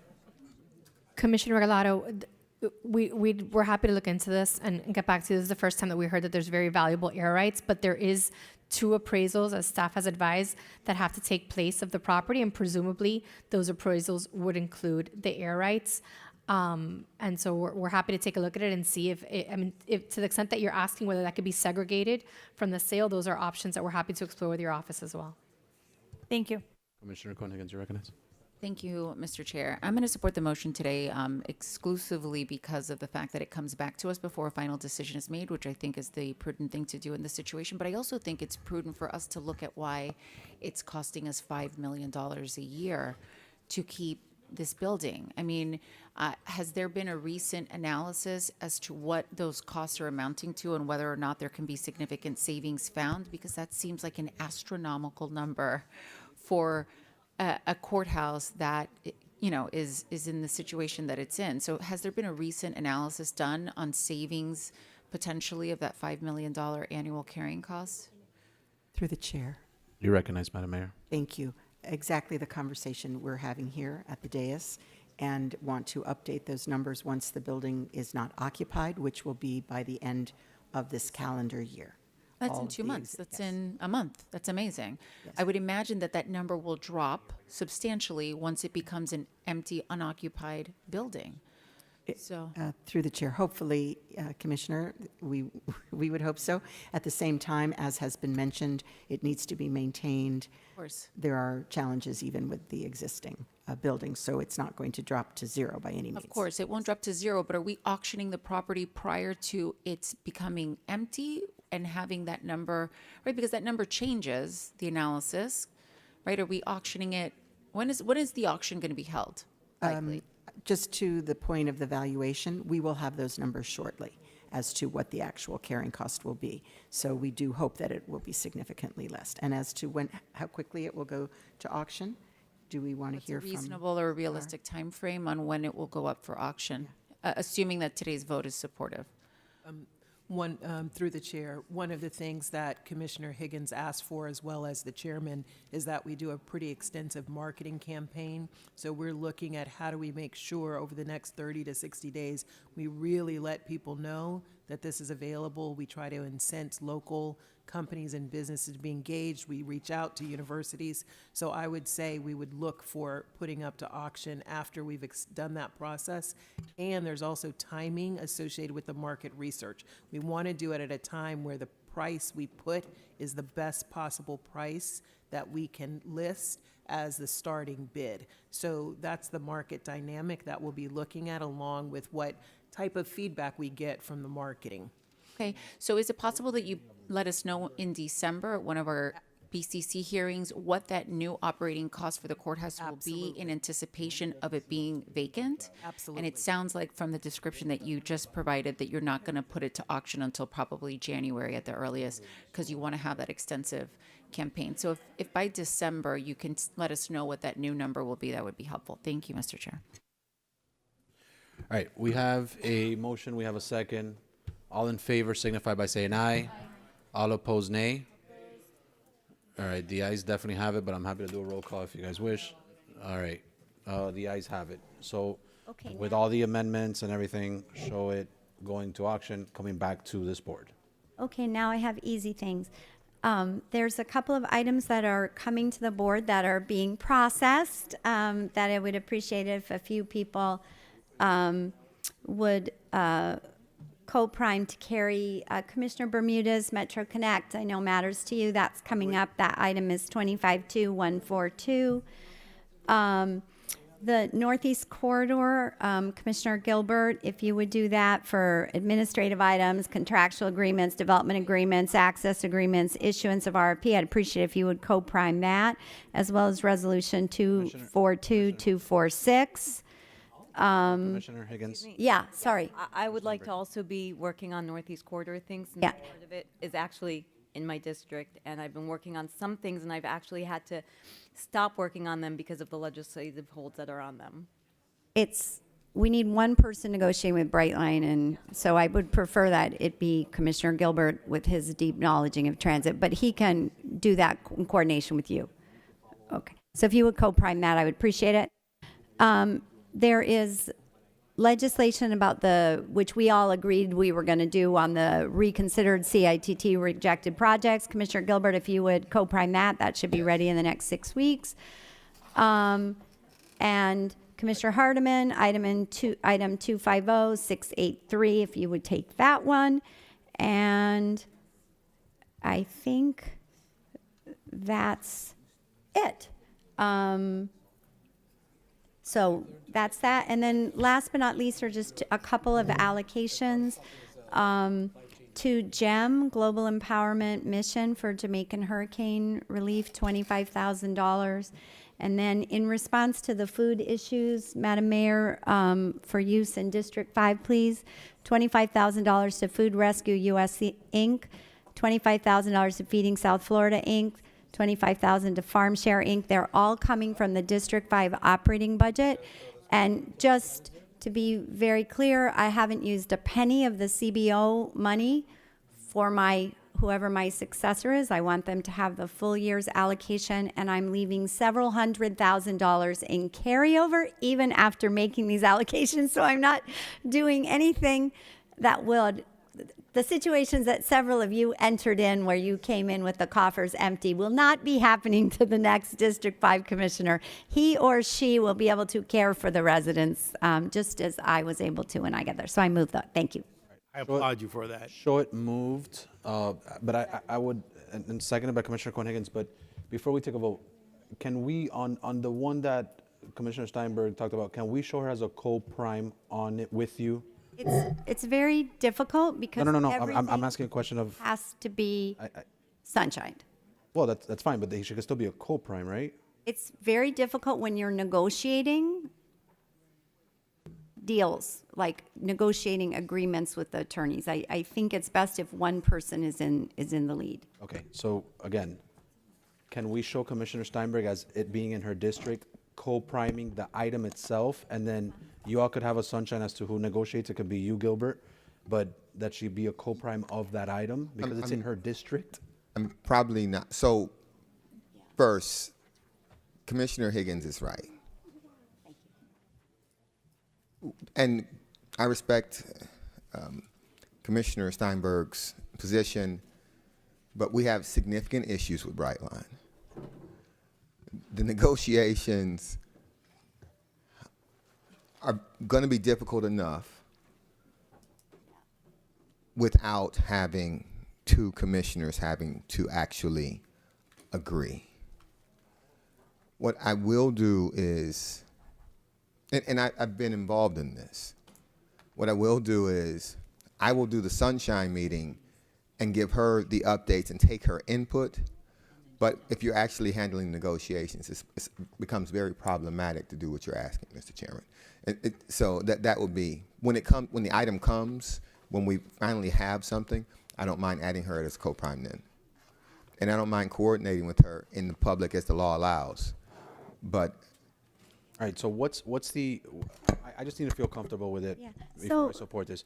To the attorneys, what's this item that is being acquired now by Gilbert? Mr. Chair, we would have to look up that information unless the commissioner has a specific So- item in mind. Yeah, I've read all the items as was directed by the county attorneys that I would like Commissioner Gilbert to co-prime. Right. Commissioner, So, I'll recognize I've asked you. him for that. I'll recognize you if I need clarification. My clarification is, I agree with what they're saying. I agree with Commissioner Gilbert. I agree with Commissioner Higgins. It should not be two people negotiating with Brightline. I agree with that. I'm just saying Commissioner Steinberg has expressed that it is in her district and she wants to be involved. Just as she's a co-prime on the item, not on the negotiations. They can have Sunshine separately for that. It'll still be Commissioner Gilbert in the front seat when it comes to negotiations. We're saying the same thing. Just Commissioner Steinberg is nicely and politely asking to just have a seat at the table. That's all I am saying, unless there's something I'm missing. I don't even know what this item is about. You read an item number. I don't know what the item does. So, but you recognize it. yes, it's also in Commissioner Bastien's and Commissioner Hardeman's district. It's not just I've done rapid transit, which is probably why it was the choice to co-prime this. Yeah, so that's why. And let me say that we phrased it in the form of a motion, but she asked me to co-prime, and I said yes in a public meeting. That's not a motion. That's the end of it. Yeah, it's done. Okay, That's so done. It's not a motion today. But I'll set up something immediately with Commissioner Steinberg, and I'll invite Commissioner Bastien and Commissioner Hardeman also. I will take all of their input, and in some respects, they may even take some of the lead. It has to be reflective of something that the county can support, independent of one district. And so I'm very sensitive to that. I assure you, Mr. Chairman, she's going to be very included. Okay, all right, sounds good. Through the chair. Commissioner Bastien. Thank you, Commissioner Gilbert. That's what I was going to ask. Since the Northeast Corridor is also part of my district, I was going to ask to be included, which she just did. Thank you so much. Awesome. Madam Mayor. Thank you. And of course, all of the whole commission, it cares about this corridor, and I certainly respect that our co-prime here, or our prime, new prime, will be effective as a leader in bringing in all the others. But I just want to clarify, at this point, the negotiation is being handled by the administration. There you go. All right, so all in favor of all of those switches and things, all in favor signify. Do you have questions, concerns? We don't. But you had motions on the, but you didn't, because there's allocations involved there. So there's motions, there's a second by Commissioner Cohen-Higgins. All in favor signify by saying aye. Aye. All opposed, nay. All right. Any additional ones, Commissioner Higgins? No, just that I love you all and I thank you all. I don't know. A little feisty, a little spicy rigatoni. I know, but like we're a little fight. We get a little fight. We get a little feisty and spicy up here, but at the end of the day, we build a lot of housing. We're adding transit. We're protecting our bay. We fight for our residents. We make our county better, and I'm just proud to have been part of this board. Save some for later, because we're going to start. Okay, all right, but I'm done. All right, Commissioner Gilbert, do you have any motions or allocations? I think I have motions, don't I? Yes. Commissioner Gilbert moves to extend the due diligence period to January 31st, 2026, related to the amended and restated lease and development agreement between Miami-Dade County and Landmark QOZB Construction LLC, approved by the board through resolution number R-974-24, and directing the county mayor or county mayor's designee to execute necessary amendments, subject to review for form and legal sufficiency by the county attorney's office. All right, it's been moved and it's been seconded by Commissioner Cohen-Higgins. All in favor signify by saying aye. Aye. All opposed, nay. Show the motion passed. Any additional motions, Commissioner Gilbert? Commissioner Steinberg, any motions or allocations? Commissioner Cohen-Higgins, any motions or allocations? Commissioner Gonzalez, Regalado? I have an allocation, $5,000 for Ghetto Youths Foundation for their work during Hurricane Melissa recovery. It's been moved by Commissioner Regalado, seconded by Commissioner Gonzalez. All in favor of that allocation signify by saying aye. All opposed, nay. Show that allocation allocated.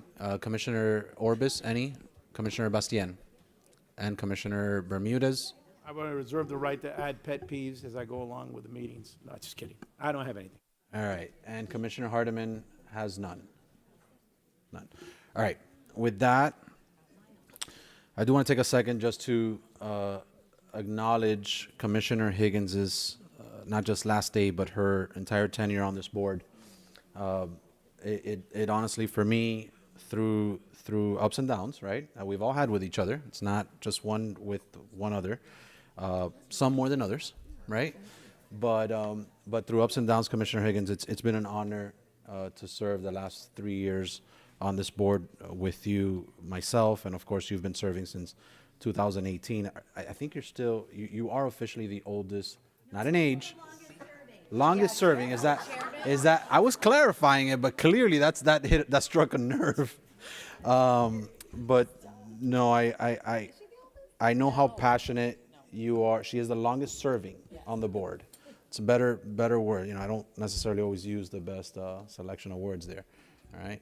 But Commissioner Higgins, it has been an honor. I know that though I personally have had our differences, we've had our differences, we all have here.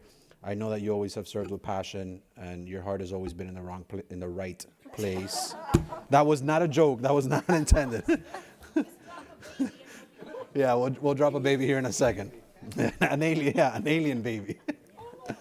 But I want to go around the room and make sure that everybody has a second to say a few words. But before that, we have a quick video that I know my office worked with, the office of Commissioner Cohen-Higgins, and on preparing. It's very short, but it's a quick little recap. So with that, if we can play the video.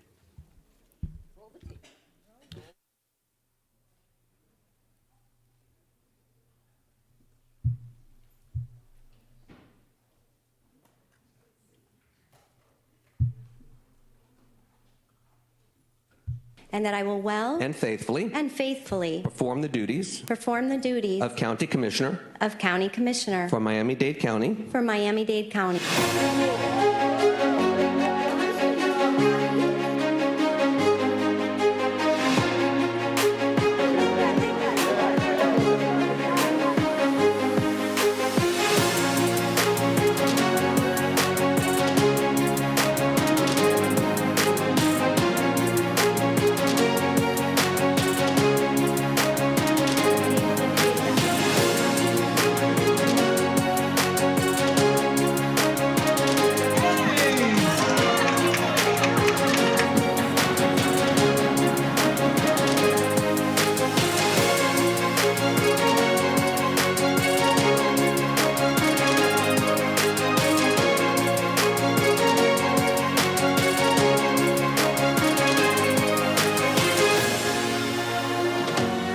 Miami-Dade County Commissioner, District 5. District 5.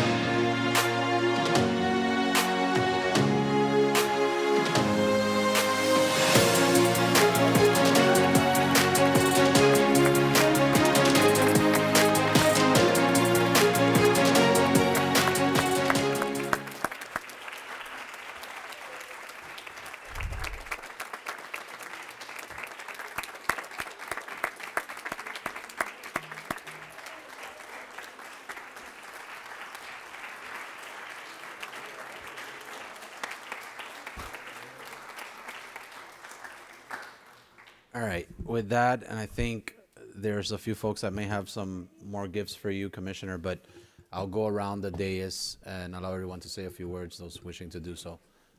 Commissioner Bermudez. Yes. Well, first of all, to Commissioner Higgins, well-deserved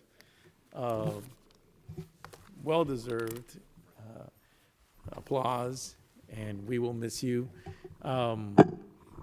You are what a public servant should embody. You're fair, you listen, many times disagree, as we have in the past, but you always listen and always make a careful decision, and you care about the community and do this really for the right reasons. So I'll never forget that the first time I met Commissioner Higgins, she's probably not going to remember, the TPO used to meet on this dais. And I think Commissioner Gilbert and I were still in our municipal roles. I was like the first guy to get here because everybody would jostle for seats. And there was nobody else here, and it was the time for the TPO was 2 o'clock, was supposed to start. She said to me, does this normally happen? I said, well, we'll be lucky if we get quorum. So, go have some coffee. You can come back in about half hour, then we'll have people here.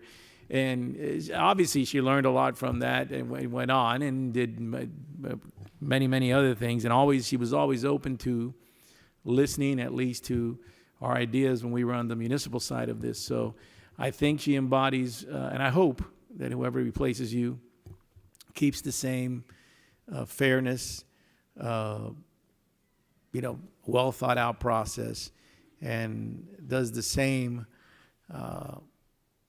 as a public servant as you have done to serve the members, the residents of your district. And it's going to be a big loss, and maybe somebody else's gain. We don't know. We'll figure that out in a little while. But I know that whatever you do it with passion. I think our chair said it, and there's nothing that replaces a person who's got the heart in the right place and has passion. So thank you so much for your service.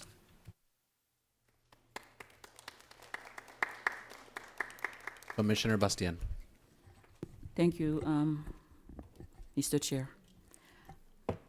Commissioner Higgins, I remember when I first started here, and you opened your arms to me, and I asked you about being on this board, especially coming from the advocacy world for over 39 years. And then your first advice to me was to listen. I don't know if you remember. And I took that to heart, and I listened, and I learned. So thank you for embracing me when I first started here. Thank you for your leadership, for your strong leadership. In every space where you represented the county, your constituents, you stood strong. Your leadership was strong. Whether in the FAC, representing the Florida Association of Counties, where I serve with you, you stood strong. Whether it's in NACO, the National Association of Counties, everybody knew you. Wherever you presented yourself, people listened to you. You stood strong. Thank you for that. And thank you for your leadership with the Eviction Diversion Pilot Program, where you passionately represented your constituents, not only from your district, but also for all the residents of Miami-Dade County. It took heart and courage to do that, and then you stood strong there too. Leadership is not about being forceful. Leadership is about making an impact, having an influence, and making an impact, and you have surely made an impact. So thank you for all of your work. Thank you for your passion, and thank you for your compassion and love for the districts. Thank you. Commissioner Orbis. Thank you, Commissioner Higgins. I know that I'm the newest commissioner, but I'm not new to the commission. And so I know that you've known me for many years, and I have known you for many years. I've admired you as staff, and now I admire you as one of my colleagues. I thank you for your dedication to public service. Something that I learned from you is to stay firm on the things that mean a lot to you. I thank you for fighting for all the things that are important to you and your community and your district. I definitely carry that spirit with me. So, I thank you for that advice before I came on the commission, and I will continue to carry on that legacy. As Commissioner Bastian said, you're a true leader. You're a true example of a leader, of a public servant. We will miss you tremendously, and we wish you all the best. I wish you all the best in your future endeavors. Thank you. Mr. Chair, before you move to Commissioner Regalado, I forgot something. Your passion for transportation, that's one. And then lastly, I know you were the la doyenne of the board, the dean of the board. My question is, who's the dean now? Is it? Commissioner Regalado, you're recognized for some words. Dun-dun-dunch. I love working on hard things with you. You and I have that in common. We like difficult things. Like the harder the item, the more we dig in. And it's really been a pleasure. Together, we've worked on amazing projects, the underline, composting, recycling, we've on so many different fronts, it's really been a pleasure. I don't think we've always agreed, but I think we've agreed 80% of the time. And I want to thank you for your dedication to really pushing things through the system. You and I also agree on that point. It's not just passing it here, it's like getting it done at the end of the day, beyond the ribbon cutting. I appreciate your tenacity. I think it's lovely. I appreciate your passion. I think you've done wonderful things for the county. You've represented your district well. And honestly, I wish you the best. We're going to miss you. We're going to miss your dedication. And, more than anything, I will say, and yes, your commitment to transportation is important. But in terms of housing, I will say this. For those of you who don't have these issues, in certain places of this county, we have to fight for mixed use. And I know that sounds ridiculous, but there are politicians out there who all they want to build is voting centers. I disagree with that. You disagree with that. And you've really moved the needle on that to really get people to understand the importance of mixed use and mixed housing and kind of putting away these old tools and building things that are beautiful, that people who have a lower AMI can really enjoy a lifestyle and a place that they can be proud of. So I know that wasn't easy when you started that. I know now it's all cool. Similar to the underline, now it's all cool. But when we start these things, I know that you fought a board that really disagreed with that in a municipality that really disagrees with that.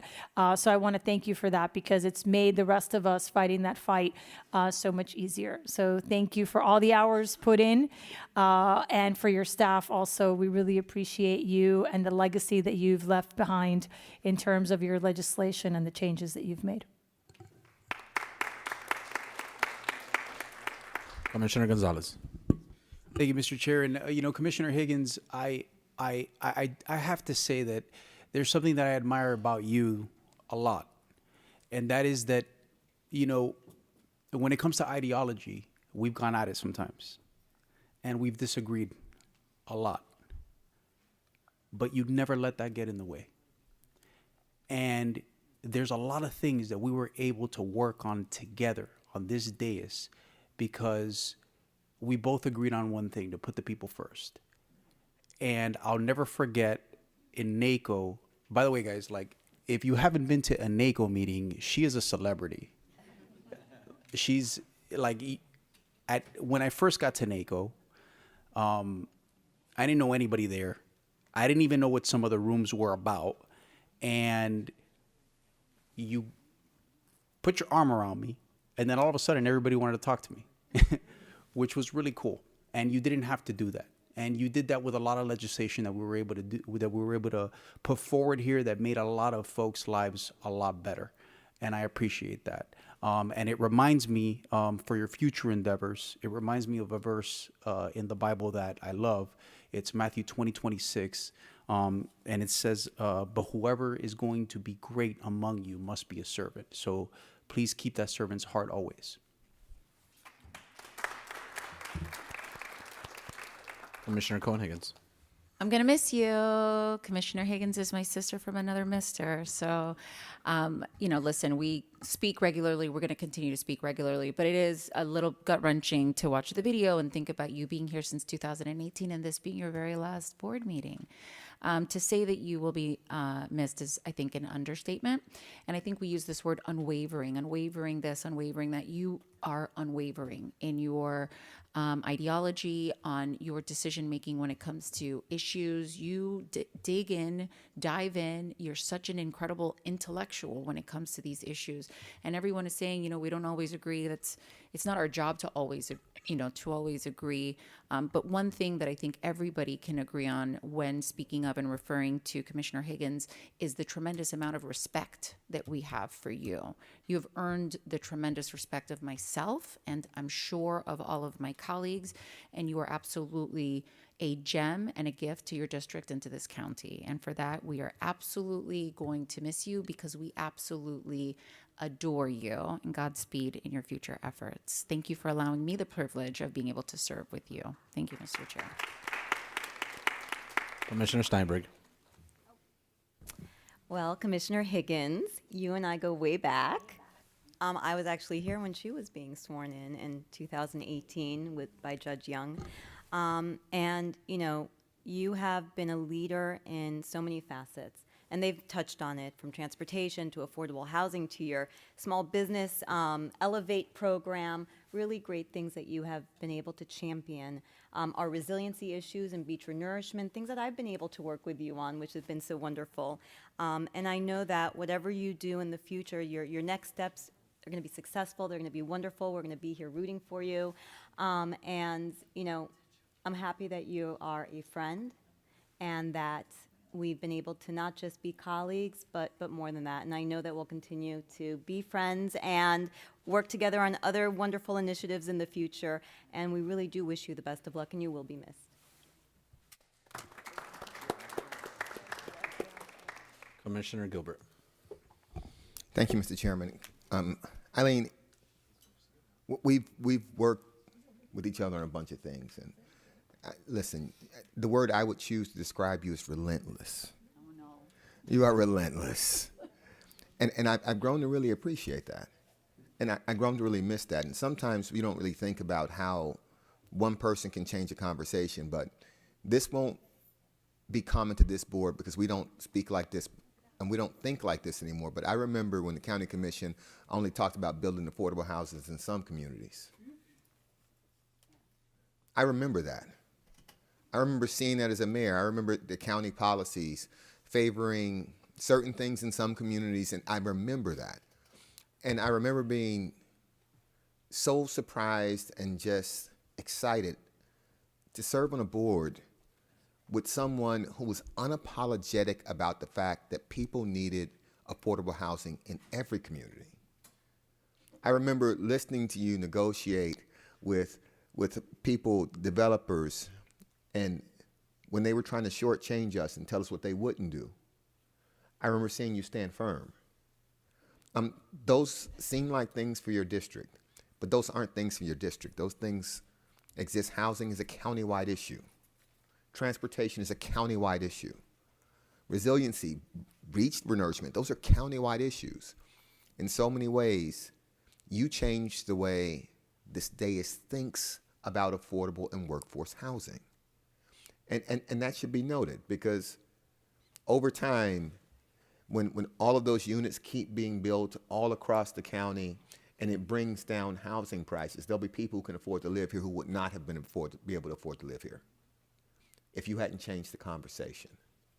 And so I appreciate you changing the conversation before a lot of us even got here, and even while we were here. It is important. Your leadership is important, and I thank you for it. Godspeed. Commissioner Hardiman. I think what Commissioner Gilbert said is spot on. You know, I was elected in 2013. And so I've had the benefit of watching commissioners come and go. And each one that leaves, I think, creates a certain sort of void in a board. And as a Miami City Commissioner, where in my district particularly, all they wanted to build was extremely low-income housing. And when I came back down to South Florida with a decent job, and I was looking for housing in my neighborhood, I saw these new buildings, and they told me that I made too much money to live there. And I didn't understand, because I wanted to be able to live in the place that sort of birthed me. And I didn't have that privilege. And so I moved to Aventura. And I had different types of experiences there. And then I moved to downtown in your district. Yes, yes. And I had incredible experiences there. And then by the time that I was elected, I said, we should be able to build this type of housing in my neighborhood. And so while you were on the county and I was in the city, the sort of development that you were proposing helped me be able to say, well, there's housing in other places that is affordable for my district to move to. You don't always have to live in this space. You shouldn't relegate, really, the extremely low income to a certain neighborhood, no matter what the historical sort of markers have been. And one of the things that I think that I've always been troubled with in Miami-Dade County as a District 3 commissioner is that, you know, we are the space where Miami-Dade counties, in some regard, they describe it as riots. In other regards, they regard them as civil disturbances occurred. And it's hard to rebuild a community after something like that. And with all the federal money that's come down, I can't think of one structure that was rebuilt that is reflective of making it a better neighborhood. And so why I appreciate you is because I think you have really a keen sort of a sensibility about understanding that affordable housing and housing for people who make less money than most belongs everywhere. And that's how you really spread the wealth that our communities have to offer. And to have the courage to move forward despite what other people have to say about that, I think is a unique characteristic to have that most elected officials do not possess. I know that I will see you again in the future. I know that in one of my former principals, she likes to say, I see you on the journey. Because certainly in this world, we are going to all cross paths once again. And I look forward to the moment I do with you. Thank you.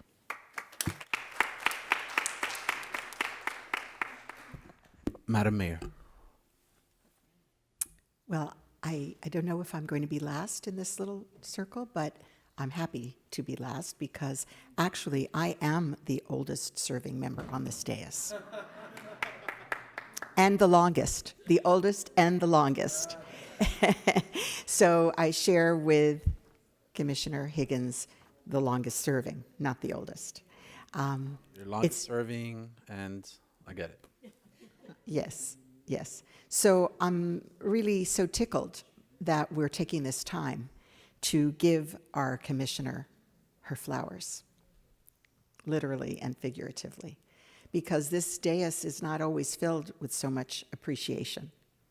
And it's really important that we take the time to show that we care, that we collaborate, we make a difference together, and that we do honor each and every one who serves. So these messages today are really just beautiful. And I'm so happy that we have this occasion to be able to give you your flowers. We've shared many priorities. We have really the same vision for a thriving Miami-Dade County. We have collaborated on many, many projects, making this a better place to live, work, and play, both in your district and countywide. And really, I think of you as the yin to my yang. I think we kind of make a complete circle. My respect for you has grown immeasurably over the years that we've come to know each other and work together. In each project that you've undertaken, in each relationship that you've built, each battle that you've fought, and every bold position that you've taken, and I agree with you, let's say 99% of the time. Pretty good. So as you embark on this new journey, I'm looking forward to continuing to work with you on all of those issues. And it's transit, it's housing, it's small business, it's the environment. And I want to take a moment to say it's our workers. You are tireless in support of the working men and women in our community. So everything else, I think, is in service to those who are here in our, not also the children and the older folks like me, but just saying that you never stop thinking about those who are here to serve every day in our community and make our community work. So again, thank you, Mr. Chair, for allowing us this time. Thank you, Madam Commissioner. I'll see you on the other side.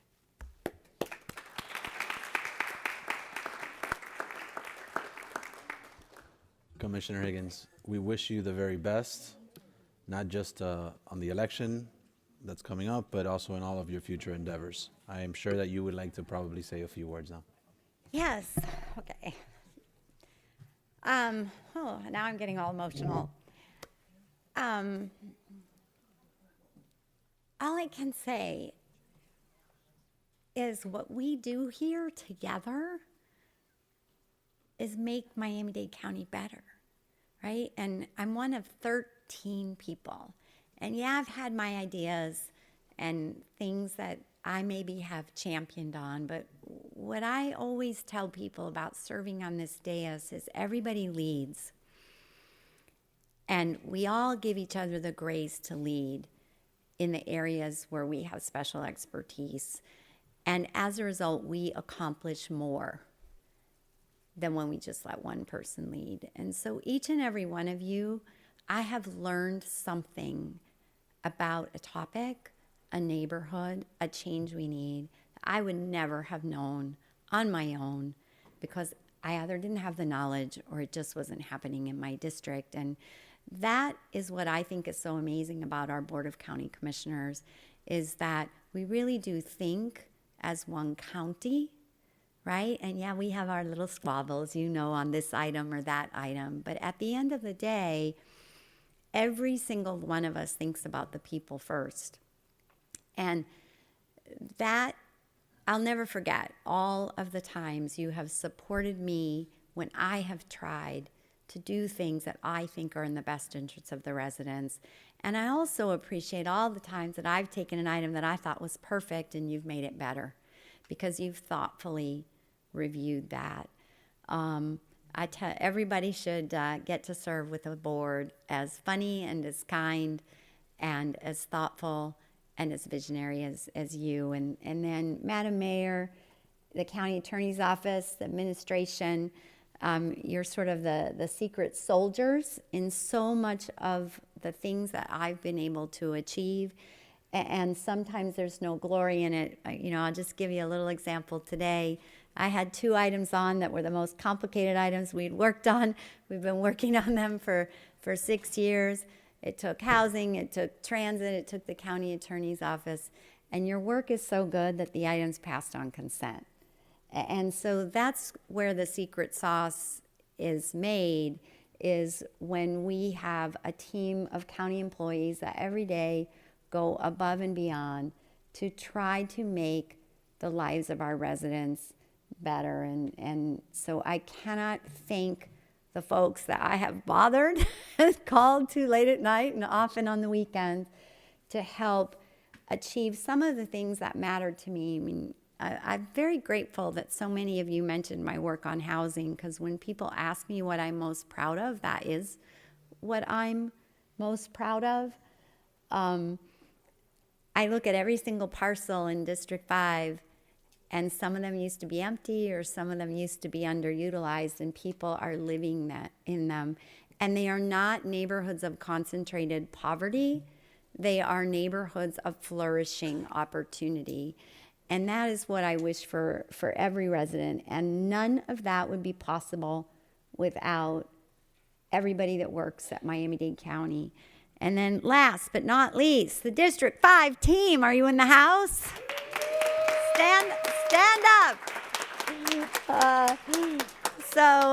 You all often get to work with Anna and John and Maggie, but the team that's out there each and every day making sure that our residents are cared for, that every pothole is filled, that every little stop sign that's a little crooked is straightened up by the end of the day, are out there.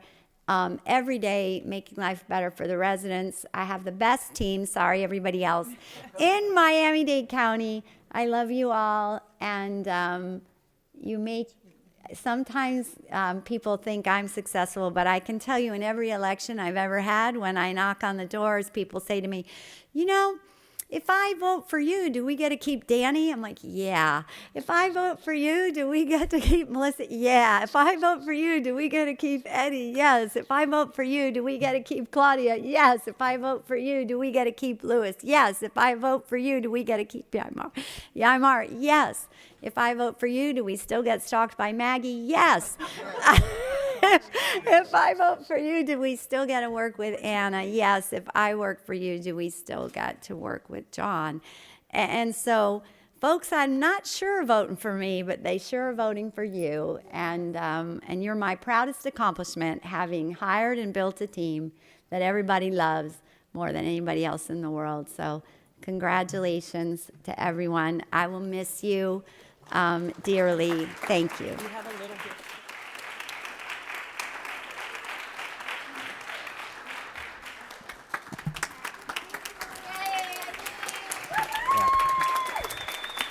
And with that, we're going to take pictures, hugs, kisses, but show us adjourned.